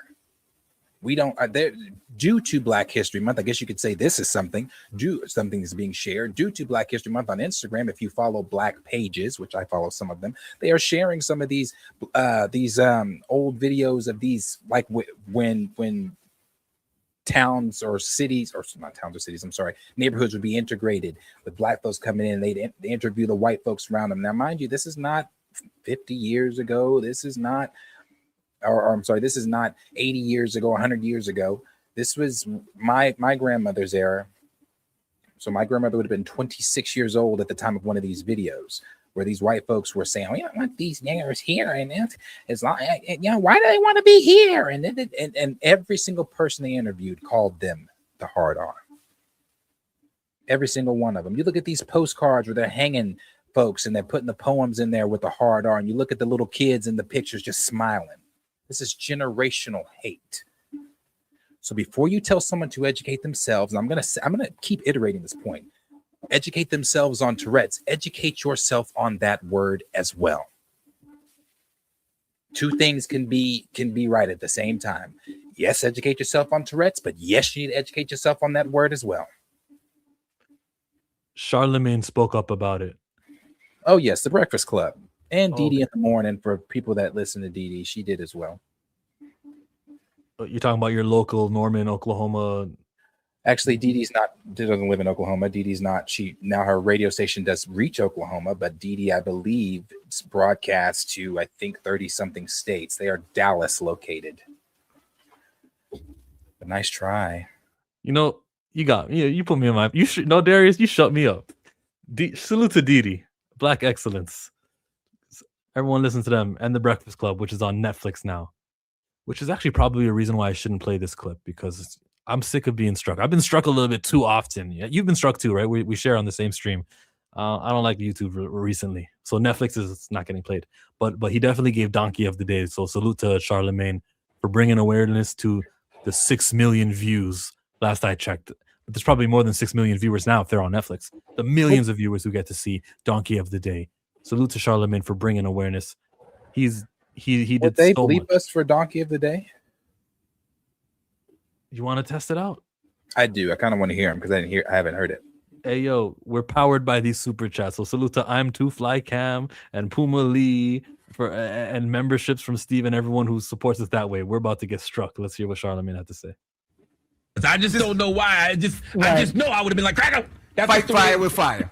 I just can't help it. Maybe I got Coppola here too. I don't know. Okay, I'm not. Now the reason I'm giving the BAFTA Film Awards, okay, to host Alan Cumming and all the handlers of John Davidson Donkey is because the reality is he shouldn't have been in the room. If a person has a condition that makes him scream out inappropriate, obscene, or taboo words, why risk having him in the room? There are people that networks wouldn't think about putting on TV, especially live TV, because they have no idea what they might say. Example, Kanye West. And Kanye's not diagnosed with Tourettes or what's that thing called? Coprolalia. Yes, or anything like that. So you have this man, John Davidson, who has a condition that he apparently can't control. So why would you give him the opportunity to sit in this audience and offend and insult people? Okay, and listen, I don't like the fact that when it comes to coprolalia, we say the words they speak are involuntary. Okay, we say people are not choosing to say these things, and they usually do not reflect the person's beliefs, feelings, or intentions. How the hell we know? Okay, that's hard for me to believe. All right, somebody somewhere taught him the language. He was around people that he learned this behavior and this. We can pause and read that. Raymond says, "Where's the NAACP? Where's Al Sharpton? Where's the Black civil rights organizations? They're scared." I'll give him one more day. Maybe they're trying to unite. I can't do that, bro. And the reason, no, it happened on Sunday night, and it's Monday, about to be Tuesday. This should have been if they were going to say something. This is just me. If they were going to say something, if the NAACP, Al Sharpton, or any of them were going to say something, it should have been swift. If Obama was going to say something, it should have been swift. The same way they're swift with everything else. If there's something that happens in the United States that affects us all, they're swift. They're swift with it. They come out with all the tweets. They come out with all the prayers and the hopes and the "we're here for you, lean on us, call on us." It'd be swift. They should have done it Sunday night. It was a different time zone, so they couldn't. Like, it would have been okay when we all saw it. When I saw it, when I saw it was like 3 p.m. my time. I'm gonna give them one more day, because if it is some sort of joint thing where I'm talking, Lakeith Stanfield's got to talk about it, and Oprah, and like all these dudes are gonna film. Okay, I was just looking for a name of somebody black who's famous. But I mean, if everyone was like, all right, yo, same time, we're all gonna meet up at this place and we're gonna do a "We Are the World," except it's gonna be to condemn racism, then I can say, okay, that's why it took a whole day to coordinate schedules. People need to fly in. Like, if something happens, I'm just giving it a day. But sure, like, something needs to be said. Yeah. I don't have that. I don't think I can extend them that grace. I can't. I know I can't, because y'all should have said something when it affected them. I saw 3 p.m. my time, which means you had from 3 p.m. until midnight to get your statements together, to say whatever it is you were going to say, to be there for the defense of Delroy Lindo, and to be there for the defense of Michael B. Jordan. Now, maybe you were waiting to see what the BAFTAs were going to say. They put out their statement, today? Today. And maybe you're waiting to see what he said. All right, well, you still had today, but I get why you're saying one more day. I see you can have that last day. I'm like, y'all should have said something. I also appreciate that the Academy Awards is what Ryan Coogler's going for too. So I could see maybe Ryan Coogler is over here on the phone saying, NAACP, say nothing, do nothing. Let's not influence votes. If maybe it's too late for voting, but who knows? Maybe he just wants Sinners to get the attention it needs for Sinners. He wants Wunmi and her award for Best Supporting Actress to be highlighted. Maybe Ryan Coogler's behind this, and he's the quarterback. Maybe he's making these phone calls saying, everyone hush up. Like, I know the way to get through this. And we'll wait for after award season. And then maybe they're planning something for the Image Awards. It's right there. Like, I just don't, something's going to happen at the NAACP Image Awards. You think they'll address it at the NAACP Awards? You think they'll bring that moment up and I just don't see, here's what I don't see them doing. I don't see the NAACP Awards putting shine on a derogatory moment during a ceremony that's supposed to be celebrating us. I don't see them doing that at all. Does a comedian open the show? Like, who's hosting it? I don't know who is hosting it. Host of Image Awards 2026. Dion Cole. Oh, well. He'd do it. Well, you make a joke about it, but you're not looking for a joke. You're looking for more so stronger. I am looking for more so stronger. And maybe he might be told before, hey, let's not bring that up. But then again, he might. I don't know. It's Dion Cole. He might. I don't know. Culturemate says, come on, Chill. Don't put that on Kugler. He gets enough hate. I don't mean this to put hate on him. I don't mean this for any other reason than like he is the most important person. Oh, Michael B. and Delroy also, but it's their movie. These guys should be the coordinators of the defensive maneuver afterwards. Not to say not to put hate on him, not to say how dare he make things wait. The strategy to this stuff, it's like people who've got an ongoing lawsuit. They don't want to reveal all of, like, talk to the public. They say, no, I can't comment on that. I can't comment on that, so that they can use their weapons at the appropriate time. Timing is important. Keep going, Charlemagne. Language from. So don't tell me they don't reflect the person's beliefs. I don't know if they reflect the person's beliefs or not. He didn't yell out black people. He yelled out niggas. Okay. That says a lot. Now, his symptoms, from what I read, first began at 12 and he was diagnosed at age 25. If this is accurate, he's 84 now. So it's possible racism is his default setting. He's 50. There's another guy with the name John Davidson who I Googled. He said that in a very funny way. I said that same thing earlier. A white dude in his 50s, what does he know? Like, yeah, of course, his default is racism. Okay. What I don't understand is how come people with this condition don't yell out fun stuff like titties? Okay, according to the condition, they often yell out obscene sexual phrases too. I didn't hear one throughout the whole ceremony. If you have those, where are they? Okay, all those women that hit the stage, not once did he yell out, I'm horny. Okay, not once did he yell out, cheeks. Okay, not once did he yell out, pop that pee thing. All right, where was put it in your mouth? Okay, if John Davidson would have sounded like Uncle Luke in the 90s, then I might buy the he has a condition thing. It's just convenient that he saved his most offensive outburst for black people. Okay, I can be respectful of the condition, but I don't respect none of y'all that allowed him to be there with the condition. And then this morning, Good Morning America ran a story saying BAFTA had ample time to edit it out. BAFTA, suck my D.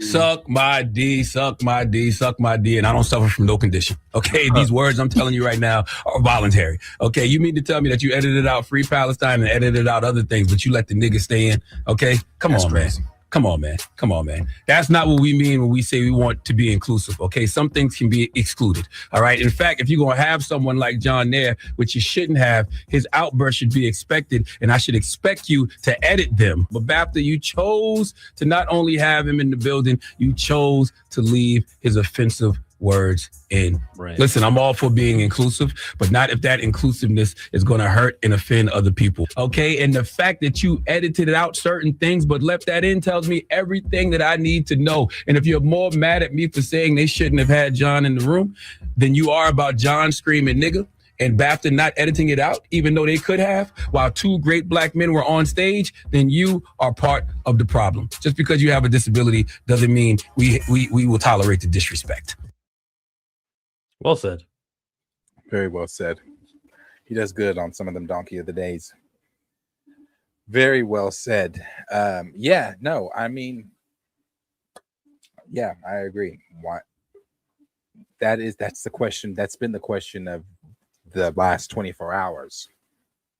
He yelled nothing else out like that. I didn't even thinking on the sexual side of it. If these are involuntary and things like that, why is he not yelling any of that shit?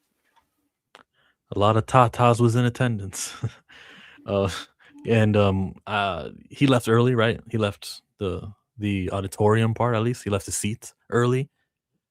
I wish he would have stayed. I wish I would have heard more nonsense, just so there'd be a longer list of things he didn't say when the guy who was Chinese went on stage, when the presenter who was from The thing Ireland is, got on again, stage. if you knew he was going to be saying, and again, this is not an isolated event, as I said earlier. If you're just tuning in, I said this is not an isolated event. This is not the first time he said this. His family was around, so his family knows he's probably prone to saying things like racist things like that around Black folks. Then what should have been done is the BAFTA should have put him, but again, they wanted this to happen. That's why they didn't take out that's why they didn't bleep it out and from in editing. If you, for the people saying, well, what do you expect him to do? Stay at home for his own biopic or blah blah blah blah blah, or saying that that's wrong to tell people that they need are disabled people that need to stay at home. Okay, well then give him the same way that babies when we I don't know about your movie theaters or sometimes even churches, they have one of those quiet rooms, crying rooms. Put him in one of those. So he can have all the outbursts and his family can sit in there with him, but that way he can still be in attendance at whatever, all the outbursts he needs to have. But again, it was said 3 times, one or two, and it was said to the sinner. Now we heard it 1 time, but it was said 3 times to the total, twice to the Sinners cast. Yeah.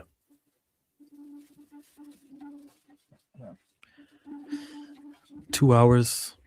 I think we covered everything we needed to cover excellently, might I add you.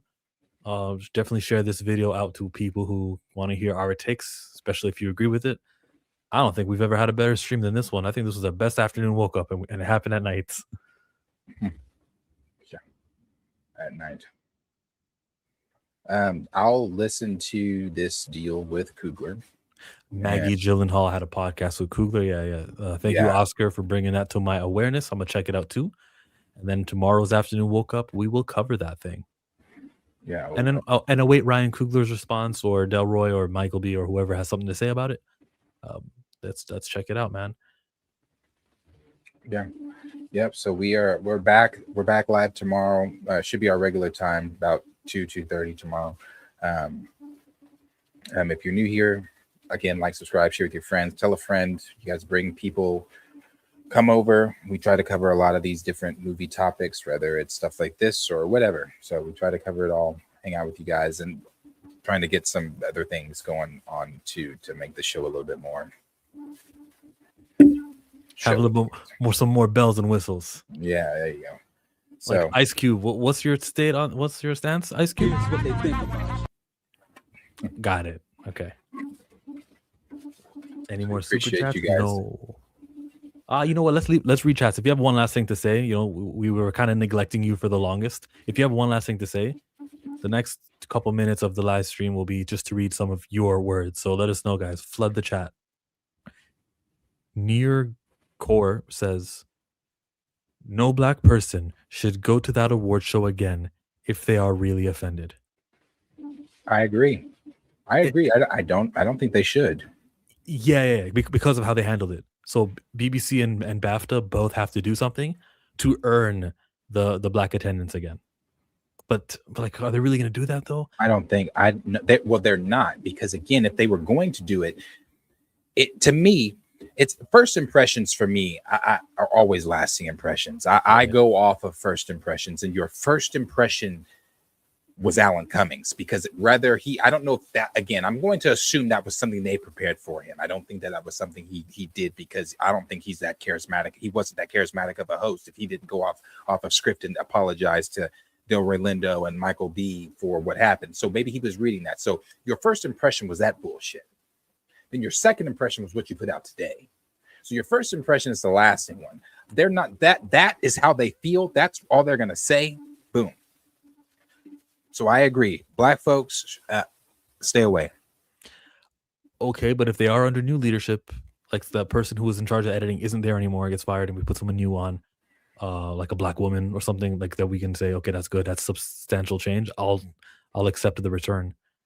Culture May, finna play it back. I really do love you guys and all my peoples in the chat. Appreciate No it. pause. I don't know. One of us said something wrong. Maybe Alan Cumming. I don't know. Nightellum says, why wouldn't you wouldn't even be able to earn my attendance ever again? Again, Stamina. I said it earlier. I just wanted to just gonna say it again. Will Smith is still apologizing, okay, and he still can't go to the Oscars for hitting Chris Rock, for slapping Chris Rock. I'm not saying that it was right. However, they banned that man for however many years and made him do all these damn apologies. Blacklisted him from Hollywood. Thank God for Bad Boys for him. But yeah, no, that's just the two there. That just doesn't compute. Or it computes. It sounds about right. So It sure did. If all the black Brits stopped going, they'd probably not even notice. If all blacks boycotted, that might do something. Oh yeah, yeah, sure, yes, 100%, sure. I mean, maybe earlier I was mentioning all the black British actors because BAFTA's incredibly more influential there than it is here on this side of the ocean. But yeah, that'd be a united effort, like for sure. And there's no reason why Americans would or every other country wouldn't be like, that's a British thing. I think everyone black, Canada, Mexico, Puerto Rico, they're all gonna say, yeah, we're with it. It's okay, he can't help. It's okay, he can't help it. Oh no, okay, he's eye rolling. Shake my head. Rogue Comics. Doing the final order call off while listening. There's a black book by David F. Walker called Black Film, A History of Black Representation and Participation in the Movies. And it's coming out in March. Nice. I'll look into it. It works differently when you black. Can't make mistakes. Yeah, you're right. You're right. We are expected to walk this fine line and then give all this grace. That's a stream. Join in on different conversations. Thumbs us up. Leave a comment for everyone who's not watching live and wants to talk to us about this. Like timestamp it. I'll comment back. Thanks for coming, all of you. Last words, Darius? I agree with that last comment. They left it in there to know what they think. That's why I agree. Stop going to their damn picnic. Isn't Cosmo the name of the account who started the Rob Comics Explain thing? I think so. Maybe it's him. Could be. But nope, I agree. They stop going, man. It's just not, to me, that is not worth the award. It's not worth the award. It's not worth me. It's not worth me being in a room with people that really don't even want me there. Clearly. From the follow-up, yeah. Yep. So I agree. Anyway, like, subscribe, share with your friends, and we'll see you guys tomorrow. Peace out. Thank you for being a friend. Oh, yeah. Travel down the road and back again. Hey, so we started from the bottom, now we're here, girl. Oh, yeah. This is my part right here. Ooh,